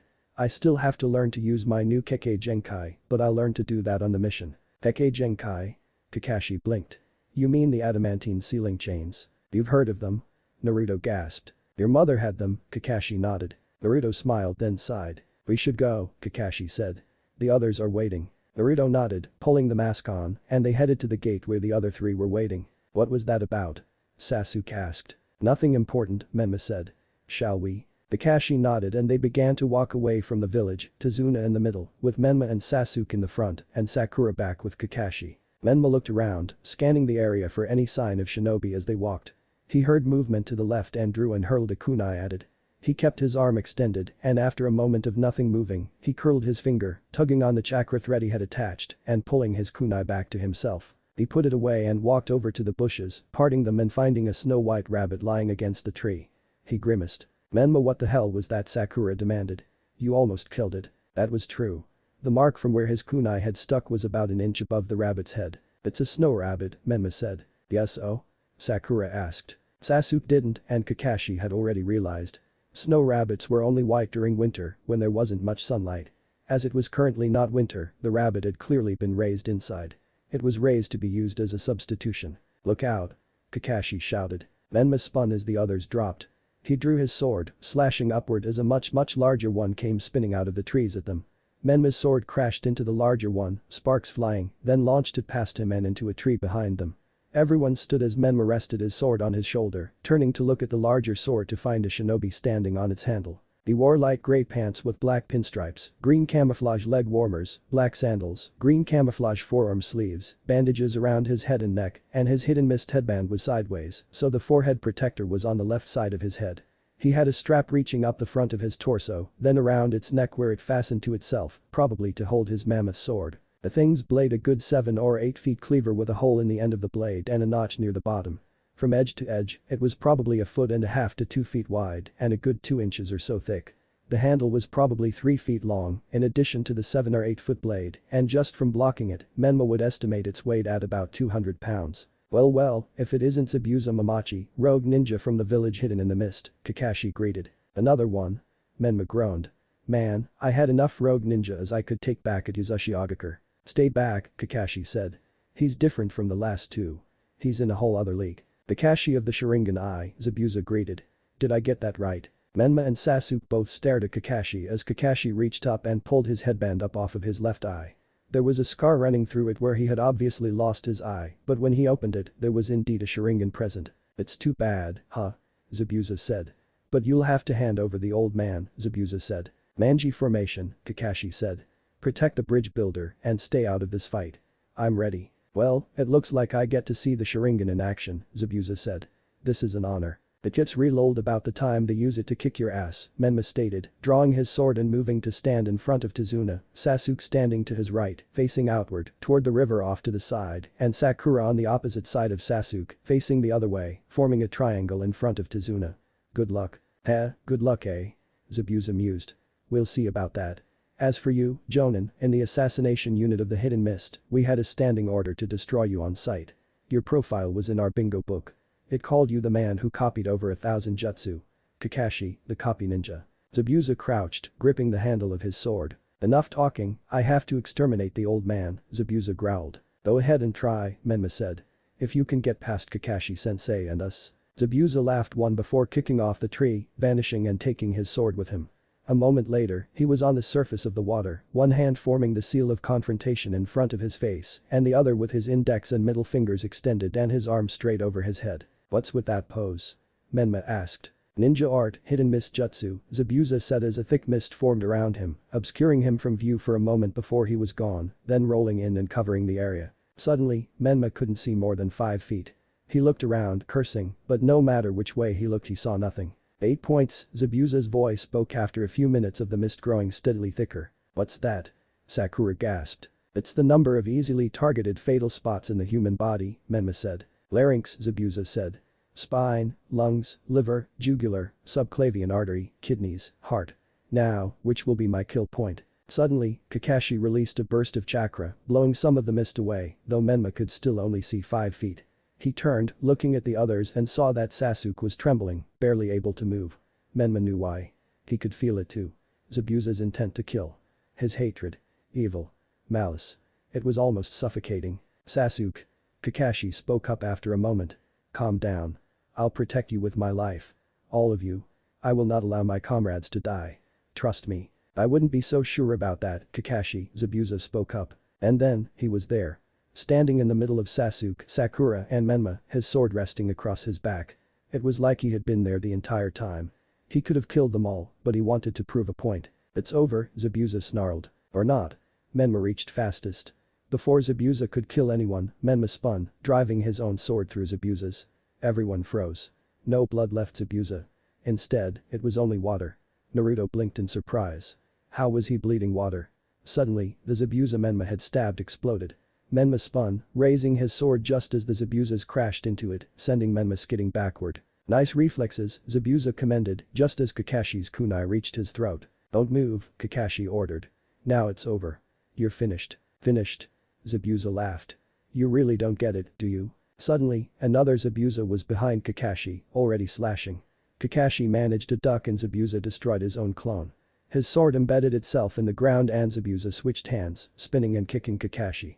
Kakashi shot into the air, flying away from them. As he flew, Zabuza followed, leaping into the air and slashing him across the front. Kakashi-sensei. Menma shouted. Then, Kakashi turned to water, splashing down just as Zabuza landed on the water. The water clone. Zabuza raged. You copied my jutsu before your little speech, didn't you, Kakashi? He ducked as Kakashi slashed at him, then grabbed his arm, smashing Kakashi into the water. Then, he made several hand seals as Kakashi began to surface. Water prison jutsu. Zabuza said, the water around Kakashi shooting up, forming a sphere around him. Menma snarled. Now what? Menma noticed that Zabuza's arm was in the sphere as well, seeming to be holding the sphere's form. Zabuza made the seal of confrontation and a water clone formed in front of him. So it was true. Zabuza had to be present to keep the water prison jutsu going. Do you think wearing a headband makes you a ninja? Zabuza's clone snarled. When you've hovered between life and death so many times it doesn't faze you, then you may be called a ninja. When you've become so deadly your profile has been entered into my bingo book, then you may have earned the title ninja. He made the seal of confrontation, reforming his hidden miss jutsu to the point that Menma couldn't even see the tip of his sword. But to call upstarts like you ninja is a joke, Zabuza snarled. Before Naruto could react, Zabuza's knee smashed into his mask, launching him backward but not damaging the mask. Fuck. Zabuza shouted. God damn it. What kind of mask is that? Guess I forgot to warn you, Menma grinned, standing and using a chakra thread to pull his sword back to his hand. My mask is kinda hard to break. Then, Zabuza's fist crashed into his back, launching him forward. Menma crashed down mask first and bounced, flipping to his feet, then rolling his neck to try to keep the whiplash at bay. Alright, I'll admit, Zabuza spoke. It's a pretty nice mask. But a tough mask doesn't make you a ninja. Menma looked around wildly. He couldn't see. Zabuza's foot crashed into his stomach, launching him backward into Sasuke, both of them crashing to the ground before Menma rolled off of him. Listen. Kakashi shouted. Get the bridge builder and run. You can't win this fight. He's using all of his power to keep me in this prison, so he can only fight you with his water clone. But his clone can't go far from his body. If you can get away from him, the clone can't follow. We'd be dead before we went 5 feet, Menma growled, pushing himself to his feet, a hand to his stomach. He winced as he turned his neck, eyes closing, and suddenly he could see. He could see Zabuza's fist, less than a second before it crashed into his stomach. Zabuza kicked Sasuke to the side, then flipped kicking Menma again, and Menma crashed to the ground beside his sword, grabbing it and using it to push himself up. Was that no way? Menma grinned. He closed his eyes. Sure enough, he could see. Not quite like normal. Everything was black and white, except the people. He could see them as glowing blue chakra silhouettes, Zabuza and Kakashi being much brighter than anyone else, and Tazuna barely glowing at all. Chakra, Menma thought. I can see their chakra. He began to turn, but suddenly he was seeing everything. 360 degrees, even above and below himself. Even himself. It was disorienting. Badly. He saw Zabuza's clone charging at him and moved to block the strike, only for it to crash into his right side, launching him. He could see all sides, but he wasn't skilled enough to tell what was what. He already hated his sensing ability. He stood, focusing his new sight until he could only see as though it were normal vision. Then, he began to turn. At the last second, a glowing chakra leg came into view and he dropped into a crouch, making his vision swing around on Zabuza's clone as it punched downward at him. He dove forward, rolling, and then stood, grinning. I see you, Menma grinned. But how? Zabuza snarled. Not sure how to explain it, Menma said. It's really disorienting though. I'm not fond of it and using it to fight is a bitch. Zabuza's clone drew its sword, sprinting forward and slashing at Naruto. Naruto drove his own sword into the ground in the way of Zabuza's slash and let go. When the massive sword hit Naruto's it stopped in its tracks. What? Zabuza's clone demanded. Naruto jumped, kicking at him, but Zabuza's clone leapt back, growling in rage before vanishing. Naruto spun, seeing the clone on the water. He picked his sword back up as Sasuke stepped up beside him, he thought. He wasn't looking. Alright Sasuke, Naruto growled. I've got a plan. You ready? Yeah, Sasuke nodded. Naruto dropped his sword, letting it hit the ground before sprinting at Zabuza. What are you doing? Kakashi demanded. I told you to run. We heard you, Menma said.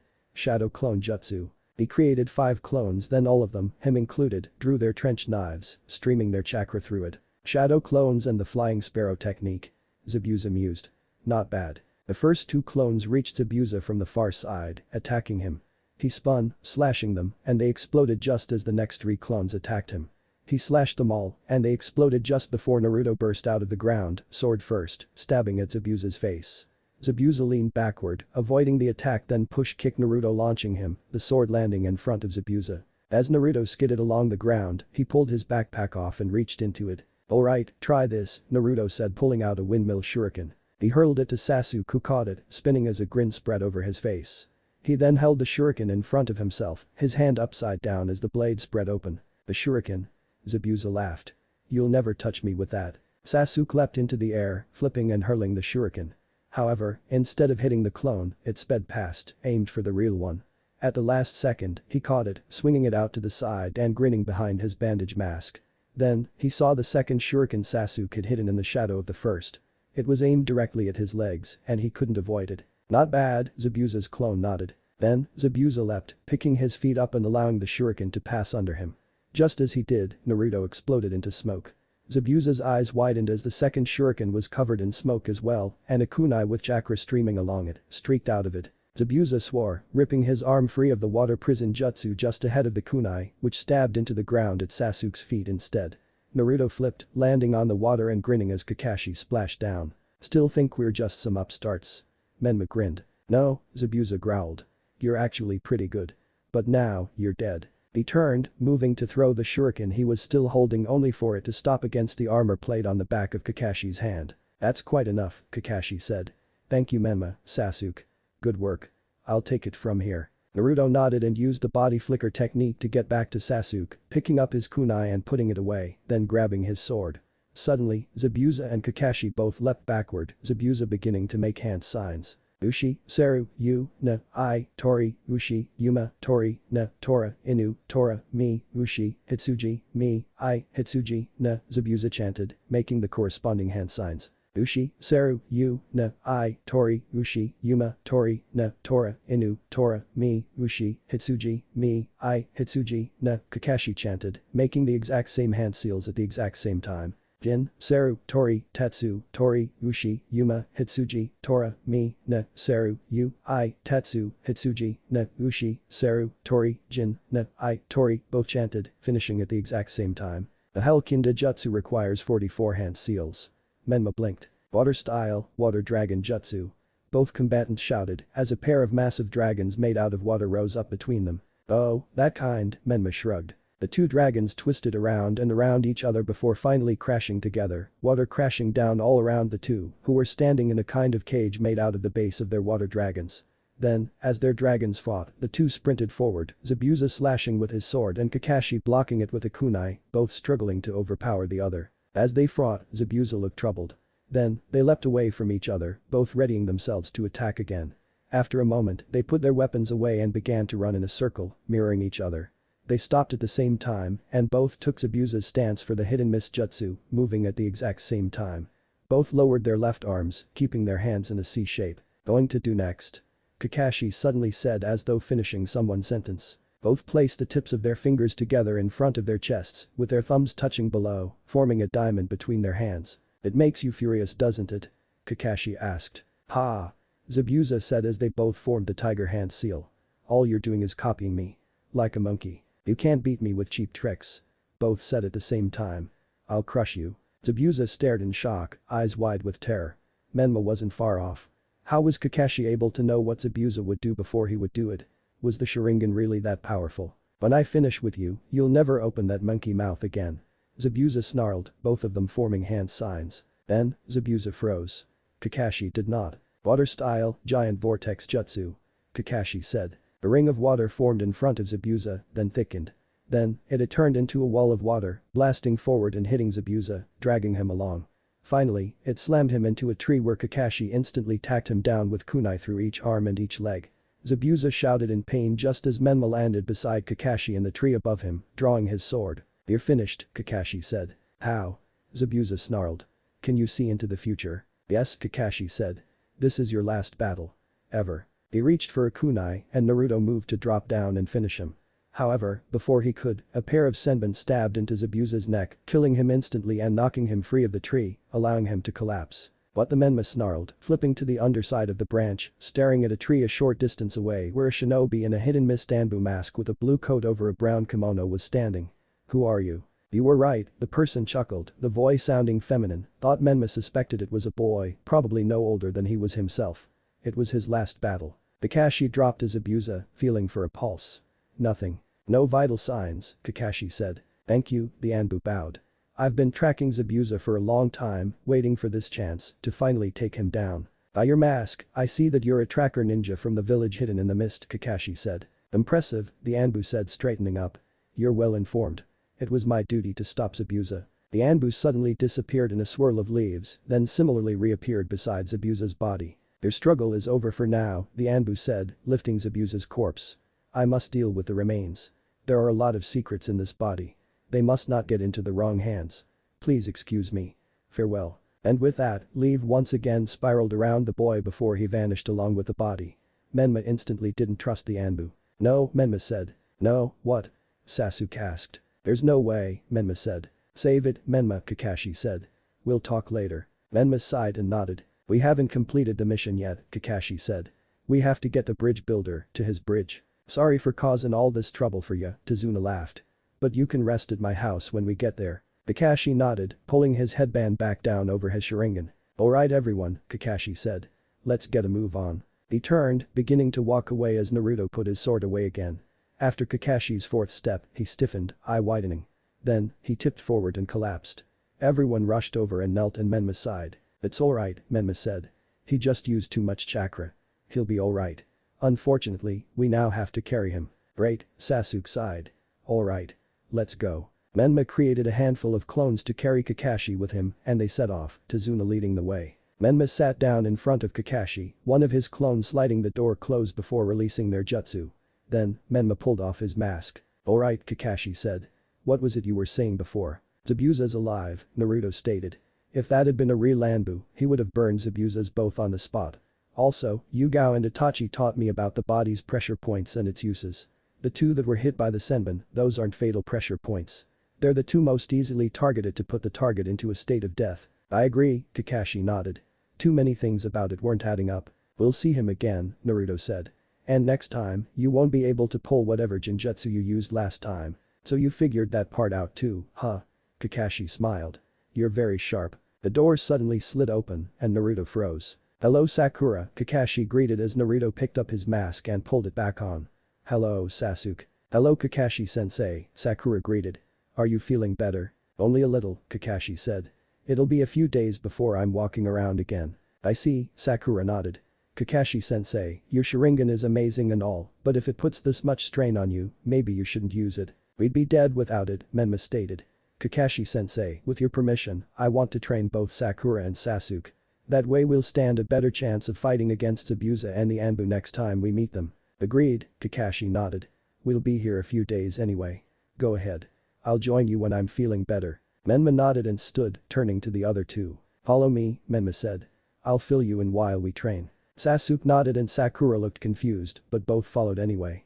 Menma led them out to a clearing with 3 fairly large trees where Menma had had his clones practicing what sealing jutsus they knew. So, Sasuke, you're going to learn to climb a tree without any hands, Menma said, creating a clone who walked over to a tree, then up the side of it. Sasuke walked over to the clone, who was standing on the side of the tree.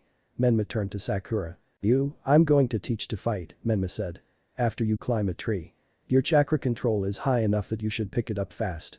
Channel your chakra to your feet, then release it through the bottom at a steady rate. Sakura nodded, doing as he instructed, then ran at a tree and straight up it, flying past Sasuke who was having trouble going more than a few feet, which was possible without chakra. Sakura made it to a branch and stopped, sitting down to watch Sasuke try again and again, marking the tree with a kunai each time. Then, she dropped back to the ground and turned to Menma, who readied himself for a fight. Have you ever had any real training in Taijutsu? Menma asked. No, Sakura said. Just the fights we did in the academy. Alright, Menma said walking over. I'll show you the basics and train you in what I was taught. However, I'll have to train you faster than I was. We don't have a full week. A week? Sakura blinked. Well, more than a week to get here, but you could be decent after a week, Menma said. He showed Sakura basic form, techniques and footwork and she picked it up quickly at first. Alright, now attack me, Menma said. Fair warning, try not to hit the mask. It'll hurt you a whole lot more than me. Sakura nodded and sprinted forward, throwing a kick at his side. He blocked it with his hand and she spun, kicking at his other side. He blocked that too, followed by a string of punches. Again and again she attacked him only for him to brush off her attacks. She had some decent power, to be honest, but she wasn't great at technique. She was more of a brawler. Focus, Sakura, Menma said. You're just attacking wildly. If you're going to learn to fight, you have to keep your form and your technique. I'm doing fine. Sakura snapped. Are you? Menma asked. He brushed a punch to the side and drew his trench knife, putting it to her throat. You're leaving yourself open when you strike, Menma said. It's among the biggest mistakes you can make while fighting. He put his knife away in Sakura's side, readying herself. She sprinted forward again attacking him, and again, he blocked everything. Finally he jumped back, making her stop. Alright, this time you're going to block my attacks, Menma said. Counter if you see a chance. Sakura nodded and Menma walked forward. He put his hands behind his head and Sakura lunged forward, punching him. He instantly swung his left hand down, knocking her punch aside and grabbing her around the throat. You see? Menma asked. No guard when you strike. He released he and she backed away, preparing herself. Then, Naruto stepped forward, jabbing at her. She blocked it, wincing. He kicked at her and she blocked that too, barely, before he flipped, kicking at her back. She spun, getting out of the way, allowing Menma to flip to the ground and sweep her legs out from under her. He stood, sighing as she pushed herself up. He looked up at Sasuke as he dropped to the ground again. Sasuke, help her get her technique down, Menma said. I'm not making any progress. Sasuke nodded, walking over and had Sakura attack him. Within seconds he agreed with Naruto. He corrected her beginning stance, then had her throw different strikes at the open air and corrected her as she did. Then, he had her attack him again. She did a bit better this time, not an amazing improvement, but it was better. Sasuke returned to climbing his tree and Menma turned to Sakura. Alright, Menma said. This time we're going to actually spar. Don't worry, I'll go easy on you. Sakura nodded and stepped forward, attacking him. She did, in fact, do better. Granted, he was still brushing her attacks off like nothing, but she had less openings when attacking. Less. Not none. After a couple of minutes, he brushed her attack to the side and tapped his fist against her side. She jumped, spinning and kicking at his head, and he ducked under it, tapping his fist against the middle of her back. She landed and threw a side kick at his head which he caught, holding her foot in the air, leaving her off balance. Well, you're starting to improve, Menma said. You're not picking it up as quickly as I did, but you're improving. He released her foot and she fell, instantly pushing herself back up. It's been like 2 hours, Sakura said. I know, Menma nodded. So, shall we continue? Sakura nodded, stepping forward and attacking him again. Once again, he blocked her attacks and tapped his fist against her whenever he saw an opening. She began to get frustrated and her form went out the window. That's enough, Menma said. I have one other option. I know of a seal that causes intense pain when it's placed against the skin. I could use that as incentive to not leave any gaps. Sakura thought for a moment then nodded. Menma nodded as well, running his right hand over his left hand, a seal appearing across his knuckles. Then, he did the same to the other hand before crouching and readying himself. Sakura stepped forward, punching at him, and he leaned aside, tapping her in the abdomen with his left hand. Instantly Sakura shouted in pain, staggering back and holding her stomach. Sasuke turned to look at them, eyes narrowed, but Sakura shook her head and readied herself. Good incentive, Sakura said. Definitely don't want to be hit again. Menma nodded and stepped forward, punching at her. Sakura knocked his hand aside and jumped, kicking at him, but he caught her foot. At the same time, her other foot crashed into his mask, knocking him back. He steadied himself and grinned. Much better, Menma said. That was good. Sakura nodded, rolling her ankle. That's a hard mask, Sakura said. It's reinforced with my chakra, Menma said. I don't want it breaking again.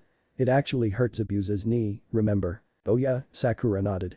Not bad. She sprinted forward, sidestepping his first punch, then punching at his ribs. He turned sideways, avoiding her and moved to hit her with the seal again only for her to roll in midair, kicking down at his head. He blocked it with his forearms and she grabbed his shoulder, flipping around him, then hip throwing him. He flipped, landing on his feet and grinning. Alright, Menma smirked. I'll stop holding back so much then. He stood, readying himself and Sakura did the same. Both stepped forward, punching at each other. Menma caught Sakura's fist and she ducked under his. Then, her knee connected with his side and he yelped in pain, releasing her fist and staggering sideways. She grinned, leaping forward and Menma sighed. Just as she did, he stepped forward, ducking under her and tapping a punch against her stomach 3 times, making her shout in pain, curling into a ball and crashing to the ground. Menma turned, removing the pain seals from his fists, and Sakura pushed herself. That was excessive, Sakura complained. True, Menma nodded. No more seals. This time, I actually punch. Sakura gulped but nodded and readied herself. She charged forward, eyes flashing between different spots on Menma's body, trying to guess how he would strike first. She threw a punch at him and he ducked under it, slamming an uppercut into her ribs. He was careful to keep the power down to a level just high enough to hurt and disrupt her attacks, but he made sure it was still enough to get the point across. Not good enough. Sakura planted her right foot and spun, kicking at Menma, but he ducked under it. She spun around again, faster than he expected, and kicked at him again. This time, he jumped over the kick and she planted that foot, punching at him. He blocked her fist, using it to flip and landed behind her, pulling her arm backward over her shoulder. Then, he put a kunai to her throat. "Dead," Menma said. "Not bad at all, Sakura. You picked it up pretty quickly after I used the seals. However, you're going to need a lot of training to last in a fight against someone like the Anbu or Zabuza." "I don't plan to have to fight anyone like that for a while," Sakura said. "You know then," Menma said, putting the kunai away. "You know she'll be training with Shikamaru to fight and he was pretty good when he wanted to be." Sakura nodded and stepped away from him, readying herself again. He chuckled, also getting ready. If nothing else, she was driven. Menma sprinted across the branches of tree after tree. He had been given the day off. Today. Of all the days to be given the day off, it had to be the day that he expected Zabuza to be back in action. The others had already left for the bridge, meaning he was late. And would probably miss the beginning of the fight. He stopped suddenly as he spotted a boar off to the side. He leapt over to it, seeing it was heavily wounded and dying. "Swords," Menma mused, looking at the trees around them and the trail of slashes leading back toward Izuna's house. Izuna was at the bridge, but his daughter Tsunami and her son Inari were still there. Inari was a little brat. And he had reason to be.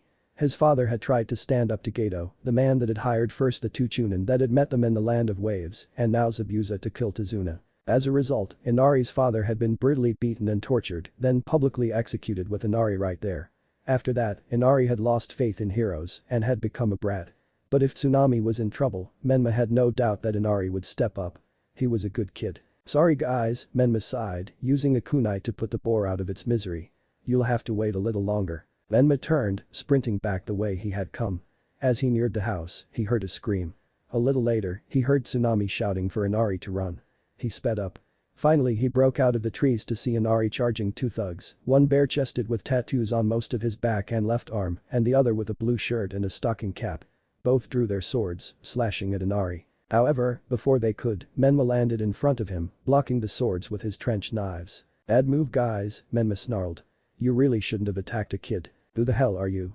The taller one with tattoos demanded. "Sorry, I'm a little pressed for time," Menma said. He streamed his chakra through his blades, slicing through both swords instantly before tossing the knives into the air and smashing his fists into the thugs' stomachs, knocking them out. He caught his knives, putting them away, then quickly tied the two up. "Alright Inari," Menma grinned. "Now, you're gonna have to look out for your mom until she wakes up. I gotta go help my friends. Think you can handle it?" "Yeah," Inari nodded, smiling. "Alright," Menma nodded. "See ya." And with that, he took off at a sprint, leaving the boy and his mother behind. He moved as quickly as he could, passing the boar in record time, then making his way to the bridge. When he reached it, he found that it was covered in mist already, too thick to see through. He closed his eyes, sensing for the other's chakra, and smiled when he found them. Sasuke was fighting the Anbu, except that the Anbu's chakra was blurred all around Sasuke, as though he had literally become a sort of dome. Sasuke looked worn out as well. Menma sprinted into the mist, heading towards Sasuke. As he neared it, he slowed to a stop, opening his eyes to see Sasuke surrounded by mirrors of what looked like ice. They were floating in a sort of dome, and Sasuke had several senbon sticking out of him. The Anbu was reflected in all of the mirrors. Suddenly, Sakura leapt into the air, moving just barely into view through the mist, and hurled a kunai towards Sasuke, who was essentially in the fetal position, as senbon rained down on him from everywhere at once. At the last second, as it was passing a mirror, the Anbu suddenly appeared, halfway extended from the mirror, and caught the kunai. The senbon stopped and Sakura and Sasuke both stared at the Anbu in shock. Sasuke fell to his hands and knees, and Menma hurled a shuriken. It slammed into the Anbu's mask, scratching it, but it failed to break it. He grunted in annoyance. He wasn't the only one with a tough mask. He sprinted into the circle of mirrors as the Anbu collapsed, helping Sasuke to his feet and pulling the senbon out. "You alright?" Menma asked. "Why are you inside the mirrors?" Sasuke growled. "Oh shut up," Menma grumbled as the Anbu stood. "Zabuza," the Anbu spoke up. "Let me fight this boy my own way." "Thank God," Menma snorted. "And here I thought I was going to have to settle for Zabuza again." "Watch your tone brat." Zabuza snapped. "Fine, you want to fight Haku so bad, go ahead. He's all yours Haku." "Alright," Menma grinned, readying himself. "Let's go Haku. Show me what you've got." Haku nodded and drew a pair of senbon. Menma removed his sword from his back and stabbed it into the ground, then drew his trench knives, sprinting forward. Haku met his charge, stabbing at him with the senbon. Menma swept the sword aside, then slashed at Haku. Haku leapt back and Menma smirked. I don't need these, Menma decided, putting them away. Where were we? Haku hurled a senbon at Menma and Menma caught it, tossing it aside. Haku sprinted forward, drawing another, then began to attack Menma, using them like knives. Menma avoided strike after strike, easily keeping out of Haku's way. Then, he caught one of Haku's wrists, spinning and slamming him into the ground, then letting go and stepping back. The paralysis seal spread from Haku's wrist to cover his body. Haku struggled to move but was unable. Haku? Zabuza shouted. Stop toying with him. Toying with me? Menma smirked. Suddenly, Haku was on his feet again. He stabbed at Menma and Menma only barely managed to avoid it. Haku spun, stabbing again, and Menma swept his arm aside, grabbing his wrist and jumping, kicking downward at Haku. Haku blocked the kick then flipped, kicking Menma into the air before leaping backward to a mirror, passing into it. What the Menma looked around. Only one Haku. He closed his eyes. Yup. Only one. Suddenly, Haku's chakra blurred before vanishing. He spun. Haku was behind him and Sasuke. Then, it blurred again, the blur spreading until it was all around them. Menma opened his eyes, knowing what he would see. Haku was in every mirror. What kind of jutsu is this? Menma asked. Don't worry Menma, Haku said. You and I will finish our fight after I finish Sasuke. Suddenly, senbon began to rain down around them. However, the only one affected was Sasuke. They began to scratch him, but none actually stuck. Nothing was fatal or even serious. Just painful. Menma slammed his left hand into the ground, channeling his chakra through the barrier seal on his arm, and the barrier spread around himself and Sasuke, stopping the senbon. So you can use this one now huh? Sasuke asked, pushing himself back up. Good. Now what Haku? Menma asked. How long are you prepared to sit there? Haku asked. Well, considering the only chakra required for this jutsu is to deploy it and retract it, plenty, Menma shrugged. What's the plan? Sasuke asked. Don't know, Menma shrugged before whispering, but we better figure it out soon because this barrier is exhausting to maintain. We need to figure out how he can attack from all sides at once, Sasuke said. Menma closed his eyes again, looking straight up. For the briefest of seconds, he could swear he saw a gap in Haku's chakra. But then it was gone. No, not gone. It moved. He took a deep breath, extending his sensory skills to all outward directions again. There. He could see the gap. It was moving. Fast. Flashing from mirror to mirror. It wasn't Haku, though. It was the end of Haku's after image. And the beginning, by default. He followed it. Mentally labeling every mirror he saw. He counted the mirrors off. Then, when a gap hit each, he counted again. It was nearly impossible, since each time it hit a mirror he lost track of it, but he was able to figure one thing out. Haku was moving at light speed. And he was going on a circuit. When I drop the barrier, send a fireball jutsu straight up, Menma whispered and Sasuke nodded, making the hand seals. Menma counted, predicting. Then, he pulled the barrier back, the seal script returning to his arm as Sasuke's fireball shot straight into the air. It hit the mirrors, failing to damage them, but it did do something. When the fireball ended, Menma opened his eyes and grinned. All of Haku's reflections now had the bottom of their kimonos burned, along with their left sleeve, and a little bit of their hand had turned red. That was close, Haku said. So, you figured it out. Barely, Menma said. I won't be able to do that again. I got lucky with the timing. Your chakra leaves an after image that I can sense. And there's a gap where your after image ends just before you move through that spot again on your circuit. I just timed when the gap flashed through and how long it would take Sasuke's fireball to reach that spot, then dropped my barrier. Impressive, Haku nodded. Thank you for the information. Sasuke, Menma said. We're about to get hit, but your eyes are sharper than mine. Or my senses. After, I need you to watch carefully. Sasuke nodded.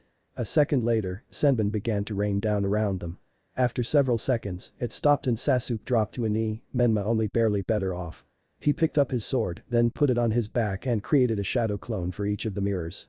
All of the Menma leapt at the mirrors, and Sasuke looked up, watching those in front of him. Then, all at once, the Menma all exploded into smoke, except the real one, who crashed down beside Sasuke again. He rolled to his feet and tried again. Once again, he was repelled. Anything? Menma grunted, pushing himself up. Try again, Sasuke said. Menma nodded, sending out more clones. This time, as he did, Sasuke kicked water into the air. Once again, Menma was repelled. He crashed down beside Sasuke just as senbon began to assault Sasuke too, knocking him down as well. Both pushed themselves up, wincing. This hurts, Menma growled. Please tell me you've got something. Yeah, Sasuke said. Once more. Menma nodded and sent another wave of clones out. Just as they began to explode, Sasuke sent a fireball jutsu upward. Nothing happened and the clones continued to explode. When there was one left, Sasuke sent a fireball past it and it made it a little further before being launched backward, crashing down beside Sasuke. Good, Menma grinned, pushing himself up and looking at the reflections, who now had the entire bottom of their kimonos blackened. You got him. Sasuke nodded. I'll give you an opening, Menma whispered. Ready? Sasuke nodded. Then, Menma turned, sprinting toward a gap between the mirrors. After a couple of steps, he was blasted backward. He flipped landing on his feet and sprinted toward another gap. This time, as he neared it, a fireball shot past him. Then, Haku was in front of him and he was flying backward. When he landed beside Sasuke, Sasuke was pulling a senbon out of his shoulder. This is exhausting, Menma said, still on his back. He pushed himself up, groaning and looked around. No new damage. Menma stood, sprinting forward again, Sasuke taking off in the other direction. Then, a senbon stabbed into Sasuke's shin, followed by several more to his forearms and shoulder. Then, a second barrage hit Menma in the back of his left shoulder before Haku kicked him, launching him backward again. He crashed down on his right shoulder, flipping to his feet to keep from having the senbon pushed further in. Here we go again, Menma snarled. He sprinted forward, watching. Waiting. The moment Haku appeared in a mirror in front of him, he flipped backward, landing on his feet and sprinting toward another gap. To his left, he saw Haku running from mirror to mirror alongside him. Then, he was gone. Menma behind you? Sasuke shouted. Menma spun, reaching for his sword, only for the senbon hit him in the chest, throwing him to Sasuke. He crashed on his side, thankfully, then pushed himself up, looking to Sasuke. This isn't going well, Naruto growled.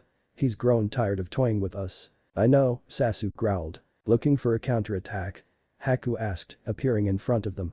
I'll save you the trouble. Senbon suddenly flew at the two of them from off to the side and Sasuke grabbed one off the ground, blocking the senbon as they approached.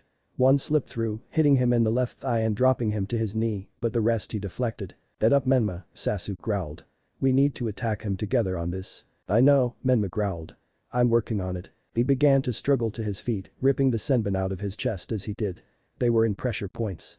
Blocking his chakra control, making him weak. Not to mention he had used up a lot on the clones. As he pushed himself up, senbon began to rain down at them and Sasuke began to block them expertly. Menma got his knees under him, reaching back and pulling the rest of the senbon out of his back. Just as he ripped the last out, Sasuke shoved him to the side then leapt the other way, a dozen or so senbon stabbing into the ground where Naruto had been. However, one of them had managed to get Sasuke in the leg again. There, Menma sighed, pushing himself up and grinning. Now that my chakra's not being actively blocked, I've got a little fight back. You've been trained by Anbu Black Ops, Haku noted. You knew why I aimed where I did. That's right, Menma nodded. Haku began appeared in every mirror again and Menma took a steadying breath, tensing and readying himself. Jump. Sasuke shouted. Menma leapt into the air, senbon sticking into the ground at his feet, then landed a distance away from Sasuke, who had also dodged senbon. He looked over at him and blinked in surprise. Sasuke's normally black eyes were now red. The right had two Tomo, from what Menma could see at this distance, and the left had one. Sharingan, Haku said. Be ready Menma, Sasuke said. If I say move, he's coming for you. Got it, Menma nodded. Then, all at once, Sasuke was running. Toward Menma. Menma swore. He was the target. And it would be fatal. Menma drew his sword and threw it into Sasuke's path. It hit him in the stomach, knocking him onto his back and pinning him, thanks to its elective weight seal, just as Naruto's hand slammed into the ground, the barrier shooting up around him again. With a loud crash, Haku slammed face first into it, stopping short. His senbon clattered to the ground as well. All but one. One had been thrown before the barrier went up. Menma looked down as pain shot through his body. It was sticking out of his abdomen.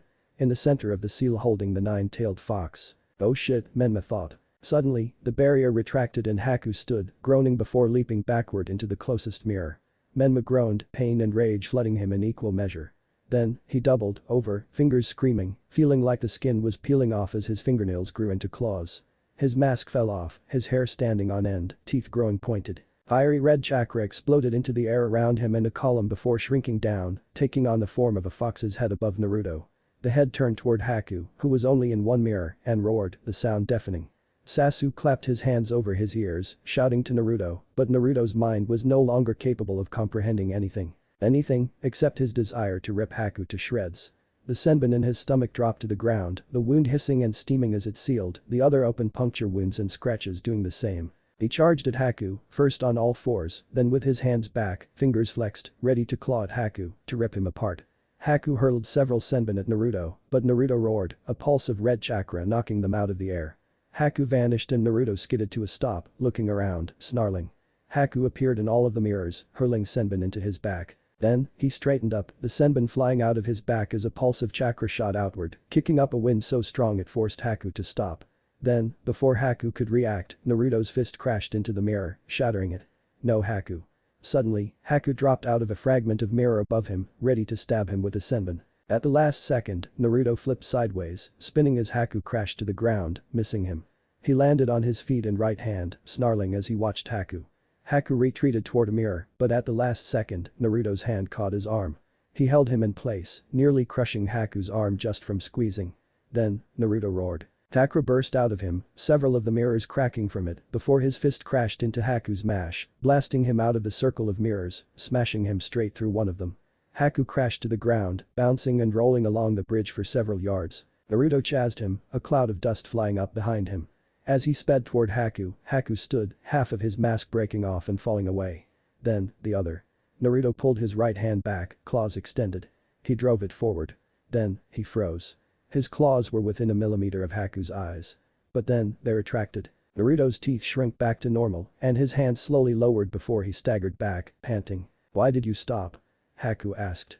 "You could have won this fight." "I don't want to be a monster," Naruto growled. "I've already caused enough death and destruction from that power. I've already caused too much fear. I'm not a monster. I refuse to be. I'm going to protect her with my strength. Not his." "His?" Haku said, confused. "Are you not going to kill me then? If you fight me, you'll die," Naruto snarled. "However, if you choose to walk away now, you can live." "I cannot do that," Haku said. "I serve Zabuza. I live to see his dream fulfilled.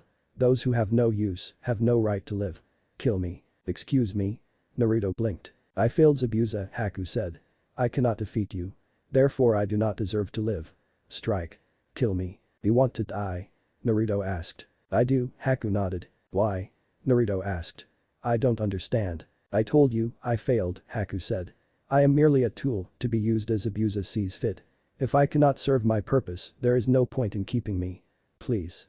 Kill me." Naruto stared at Haku for a moment, then drew one of his trench knives, streaming his chakra through it. "Fine," Naruto said. "If you really want me to, then I'll grant you a swift death." Haku nodded, closing his eyes. Naruto walked over, standing in front of him, raising the trench knife and pulling it back, the chakra shroud extending to cut through Haku's neck completely. However, after a moment, his arm fell to his side, the chakra on the blade fading. "No," Naruto said. "I won't kill you. If you live, you can find another reason to live. A better one. One that doesn't treat you like garbage. Maybe you could even join the Hidden Leaf Village. They would accept me?" Haku asked. "Yes," Naruto nodded. "They accepted you?" Haku asked. Naruto's eyes widened. He turned, looking back at the mask lying on the ground. "That is why you hide your identity with that mask, right?" Haku asked. "You don't want them to know who you are, save for a select few. It would be different with you," Naruto said. "You don't have." He rested a hand on his stomach and swallowed. "Your Kekkei Genkai would be welcomed in our village," Naruto said. "You would be welcomed in our village. The third Hokage is a good man. And so are you," Haku said. "Even if you are just a boy. You make it sound like you're all grown up," Naruto smirked. "Perhaps," Haku nodded. Suddenly, he raised his right hand, forming hand seals before vanishing. Naruto spun, looking first toward Sasuke, to see him lying on the ground, still pinned under Naruto's sword and perfectly healthy, mostly. Naruto attached a chakra thread to his mask and pulled it to himself. He knew where Haku went. Menma pulled his mask on, then pulled his sword to himself with a second chakra thread and turned, sprinting toward Kakashi and Zabuza. The mist was lifting. Menma could almost see. He closed his eyes. There. Kakashi had caught Zabuza using several dogs, summoning animals most likely. He had used some form of jutsu to attack, but Haku had intervened. Now, Haku was holding on to Kakashi's arm, barely alive, but just enough to have cancelled the summoning by hitting the scroll with Senbon and no keeping Kakashi from backing away. Zabuza was free. He drew his sword, slashing. Menma landed beside Kakashi, blocking Zabuza's sword with his own. Kakashi leapt backward, setting Haku down and closing his eyes. "Not bad kid," Zabuza smirked. "You defeated Haku and you saved Kakashi. But you can't fight against me." "I know," Menma said. "I don't intend to fight against you. I'm just going to stop you from moving." He shoved Zabuza's sword to the side, then tossed his own at Zabuza. It hit Zabuza in the stomach, knocking him to the ground and landing diagonally across his body. What is this?" Zabuza spat. How's it so heavy? Menma turned, walking over to Haku and kneeling. Damn it Haku, Menma sighed. You could have been one of us. We could have been friends. Zabuza's unable to move. My sword can only be moved by someone with a sea-like as S on my left hand. Alright, Kakashi nodded. Nice work. Yeah, nice work, Sasuke said, landing beside Menma. You pinned me down with that goddamn sword in the middle of a fight, went on a rampage, then ended your rampage before it was even useful. I won the fight, Sasuke, Menma said. There was no need for Haku to die. Kakashi turned, walking towards Zabuza. Menma and Sasuke following. Get this thing off of me. Zabuza raged as everyone stopped just out of range of his sword. I can render his arms useless, Menma offered. Do it, Kakashi nodded. Menma nodded and hurled a kunai at Zabuza. Zabuza blocked it and Menma appeared over him, grabbing his wrists. Seal script spread over Zabuza's arms instantly, then flashed and faded. Zabuza shouted in pain, his sword falling to the ground just above his head. Menma set Zabuza's arms at his sides gently, deciding not to cause any unnecessary pain, not that his seal had literally shredded Zabuza's muscles. He picked up his sword and jumped back to Kakashi, putting his sword on his back. What did you do to me? Zabuza asked, face scrunched up in pain. It's a particularly nasty seal that uses the chakra it's made out of to shred the muscles of any limb it's placed on, Menma said. I don't really care much for it, but because you're as dangerous as you are, there isn't much choice. Well, looks like you couldn't do the job after all could you, Zabuza? A cocky voice asked from the end of the bridge. They turned to look, seeing a short man with a casted left arm, an expensive suit and bushy brown hair standing in front of a mob of thugs, armed with a lot of nasty-looking weapons. Beto? Zabuza growled. I don't understand, what is all this? Why are you here? And who are these thugs you brought with you? Well you see there's been a slight change in plan, Gato said, tapping his walking stick on the ground. According to the new plan, you die right here on this bridge, Zabuza. What? Zabuza snarled. That's right, Gato smirked. You're too expensive, so I've decided to take you off the peril. Of course, even these thugs I brought with me cost something. So if you could manage to slaughter a few of them before they take you down, I'd appreciate it. Think you can manage that, demon ninja of the mist? Look at you. You look about as demonic as a wet kitten. The thugs laughed. Clearly, they had never seen a ninja. Zabuza probably didn't need arms to kill them. He'd probably enjoy it too. Well Kakashi, Zabuza growled. It would seem our fight is at an end. Since I am no longer in Gato's employ, Tazuna is safe. We have no quarrel. Yeah, I suppose you're right, Kakashi agreed. Gato walked forward, stopping beside Haku's body and smirking down at it. That reminds me, Gato said. You little punk. You grabbed me and nearly broke my arm. He pushed Haku's head with his foot, as though testing to see if he was actually dead. I've been meaning to repay you for that, Gato sneered, then kicked him as hard as he could. Heh. I only wish he was alive to feel it. What the hell's wrong with you? Menma spat. Quiet Menma, Kakashi said. Haku's dead, what does it matter? Zabuza said. What? Menma hissed. You don't care. You're just going to stand there and let him be treated like a dog. You two were together for years. Didn't he mean anything to you? You don't understand the way of shinobi, Zabuza said. I merely used him, like Gato used me. Now, his usefulness is at an end. The loss of his strength and skill, yes, that means something to me. But the boy? Nothing. You truly are a monster, Menma snarled. Haku lived for you. He died for you.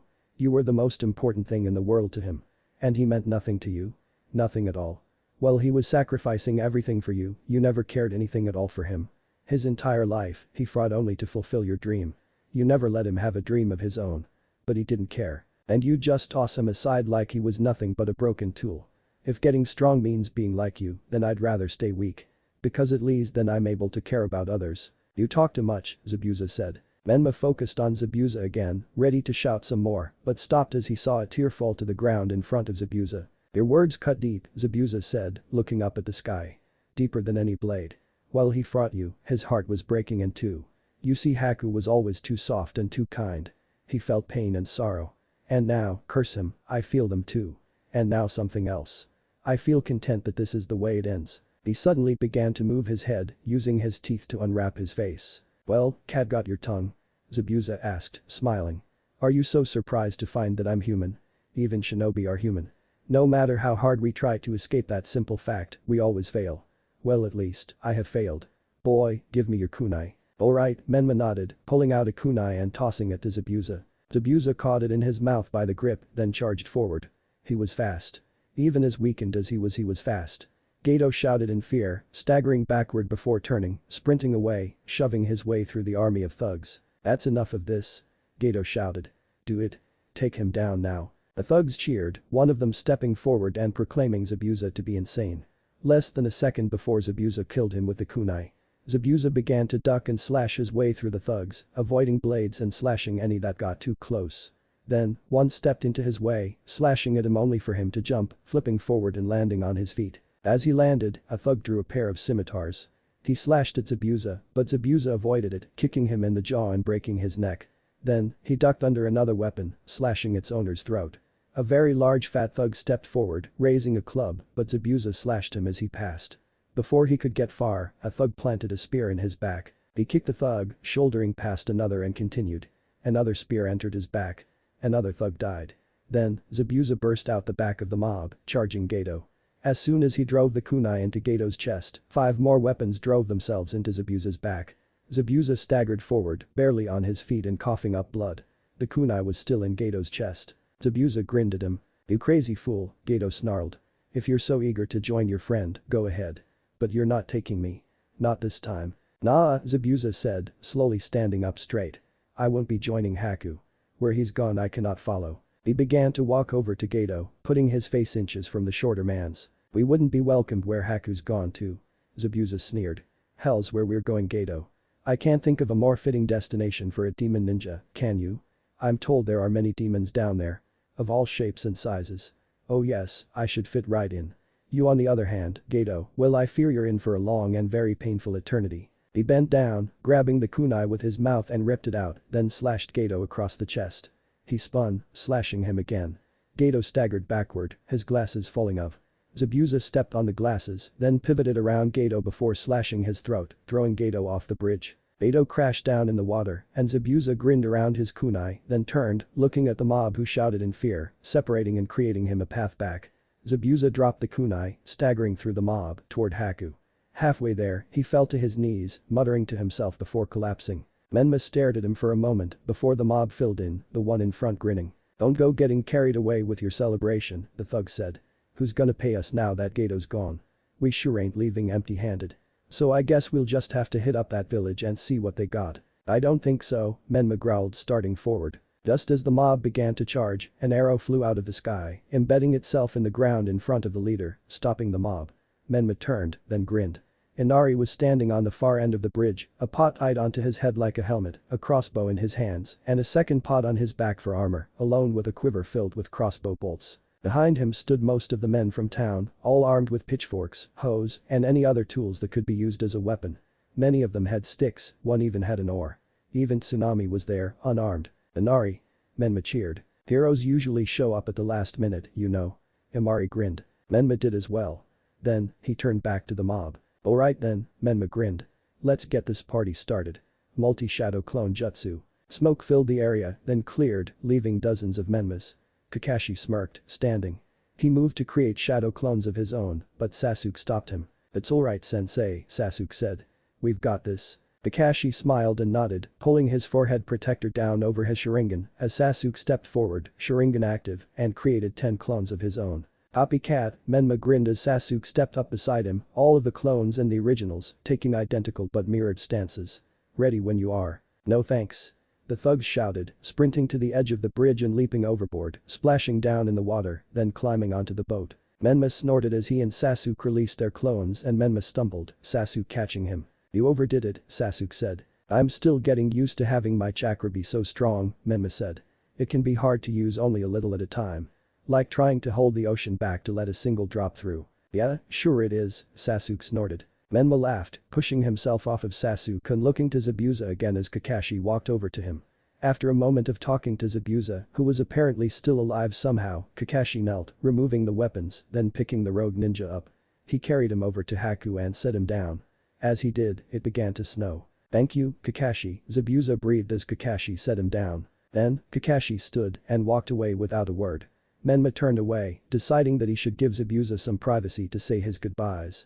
Instead, Menma walked to the railing, staring down at the water below, one hand on his stomach, the other supporting him against the railing. "You worried about whatever that red chakra was?" Sasuke asked, leaning on the railing next to him. "I know what it is," Menma said. "It's only just recently become a problem for me. It's why the villagers tried to kill you, Sasuke more said than asked, though Menma still nodded. You're not whatever they think you are. You're a good person. And you will always fight for what you believe. You ended whatever that was before you killed Haku just because you didn't want to be a monster. Because you didn't want to be controlled by it. You don't have to be, Naruto. You can choose your own path. Thank you, Menma said, smiling behind his mask. And Sasuke, yeah? Sasuke asked. Menma punched him in the top of the head. Ow. Sasuke complained. What the hell? That's for trying to sacrifice yourself for me, Menma said.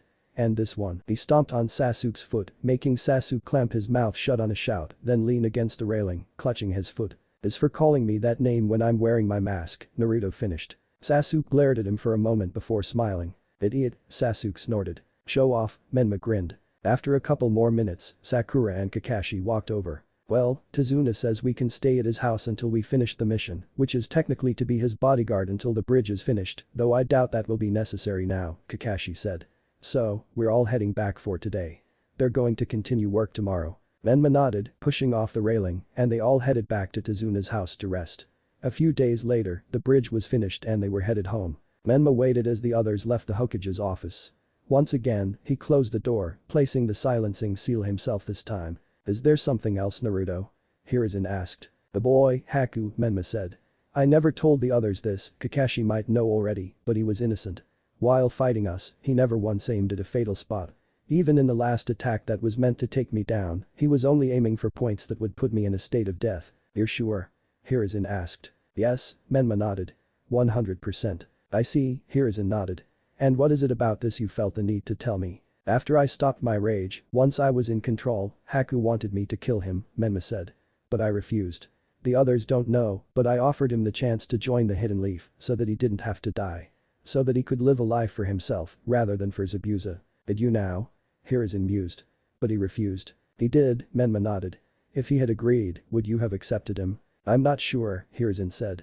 And I suppose it's a moot point now. Unless, you intend to extend the invitation to others as well. If I did, if there were others that I thought deserved a second chance, and that would be able to find it in the Hidden Leaf, would you accept them into the village? If they deserved it. Naruto, you are an excellent judge of character, Hiruzen said. You are compassionate and you fight even for those who fight against you. If you truly believed they deserved a second chance and that they wouldn't turn on us if given the chance, then yes. I would accept them into the village. Menma nodded. I just had to know, Menma said, removing the seal.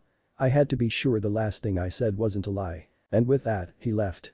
He headed down to the street, then began to walk through it, not really sure where he was going, but going somewhere anyway. His feet carried him more or less of their own free will. A few minutes later, he was in the third training ground. He stopped. Hinata and Kiba were there. He stayed behind the tree, looking out at them. Akamaru wasn't there. Come on, Hinata, Kiba said. It could be fun. Just as friends. If it was just as friends you'd let me invite Menma, Hinata said. Menma raised an eyebrow. Since when was she anything but shy? Look, I told you, he's not the kind of guy you should be hanging around, Kiba growled. He's a monster, Hinata. Whatever power he used, he tore those guys apart. Literally. He tore a sickle out of a guy's face. He used a chain to tear a guy's head off. He's a fucking monster, Hinata. A freak. And he lost control again on his last mission. You can't be around him anymore. He's bound to lose control and kill you. Well then it's a good thing you can't tell me who I can and can't hang out with then, isn't it? Hinata said, turning to walk away. Hey, don't you walk away from me. Kiba snapped, grabbing her wrist. Let me go, Kiba, Hinata warned. Kiba blinked, then released her. I am sorry, Hinata, Kiba said. I was way out of line. Yes, you were, Hinata said. I'm sorry, Kiba sighed. I worry about you, Hinata. I know, Hinata said. But you don't need to. Menma would never hurt me. Alright, Kiba sighed. I still don't trust him, but alright. I'm heading home. I'll see you around, Hinata. Alright, Hinata nodded. Goodbye. Kiba turned and walked away. Menma waited, counting the seconds until 2 minutes had passed, then stepped out, walking into the field where Hinata was still standing, deep in thought. What you thinking about?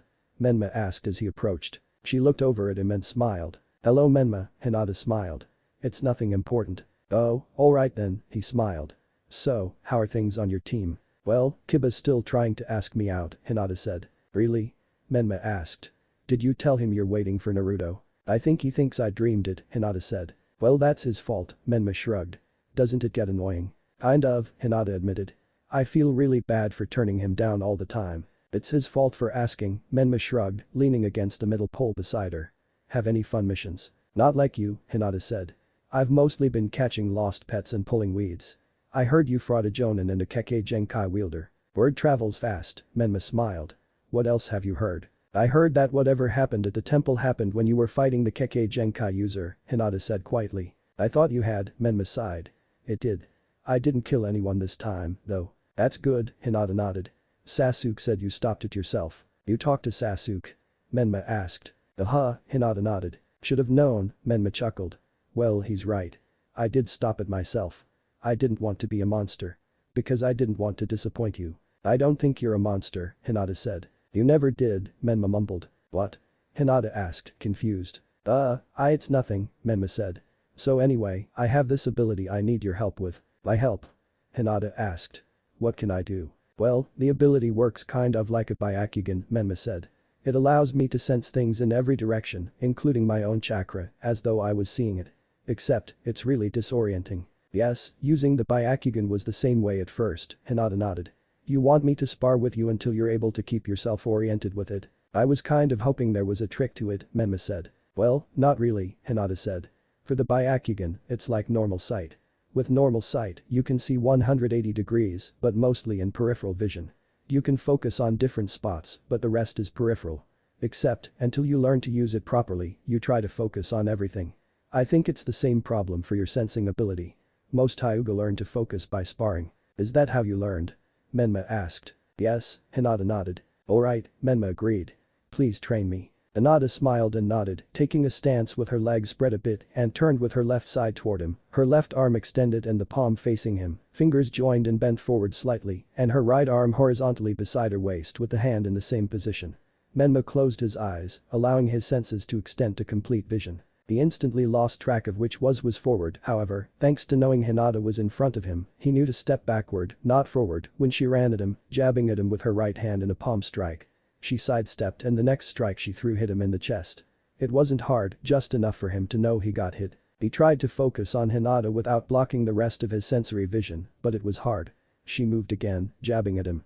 He tried to block it but went in the wrong direction and she got him in the back. He turned as she moved and jabbed again.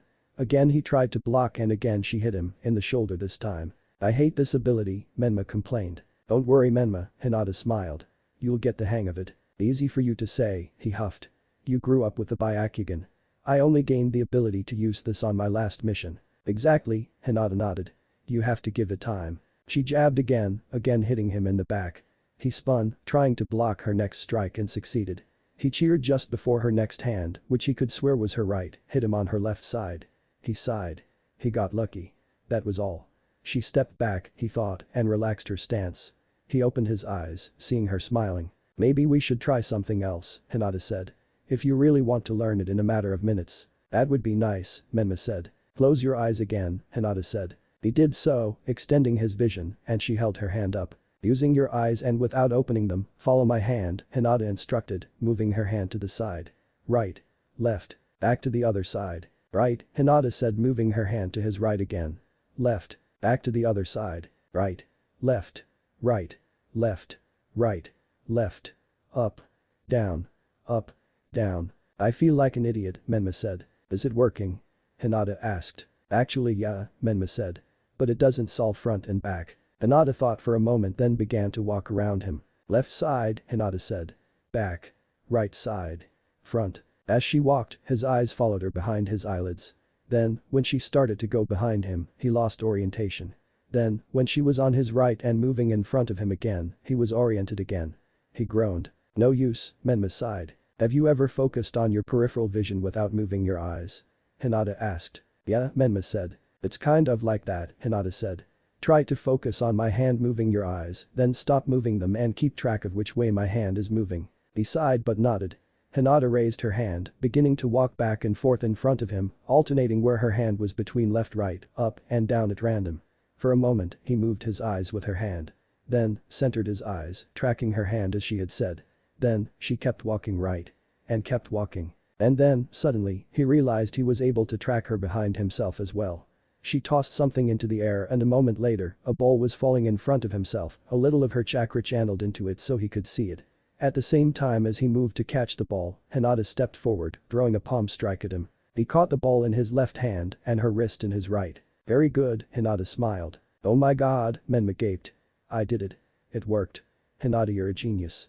I could kiss you. You're welcome, Hinata smiled. Menma closed his eyes, experimenting looking all around himself. Then, he tried something else. A moment later, his vision was looking down from above.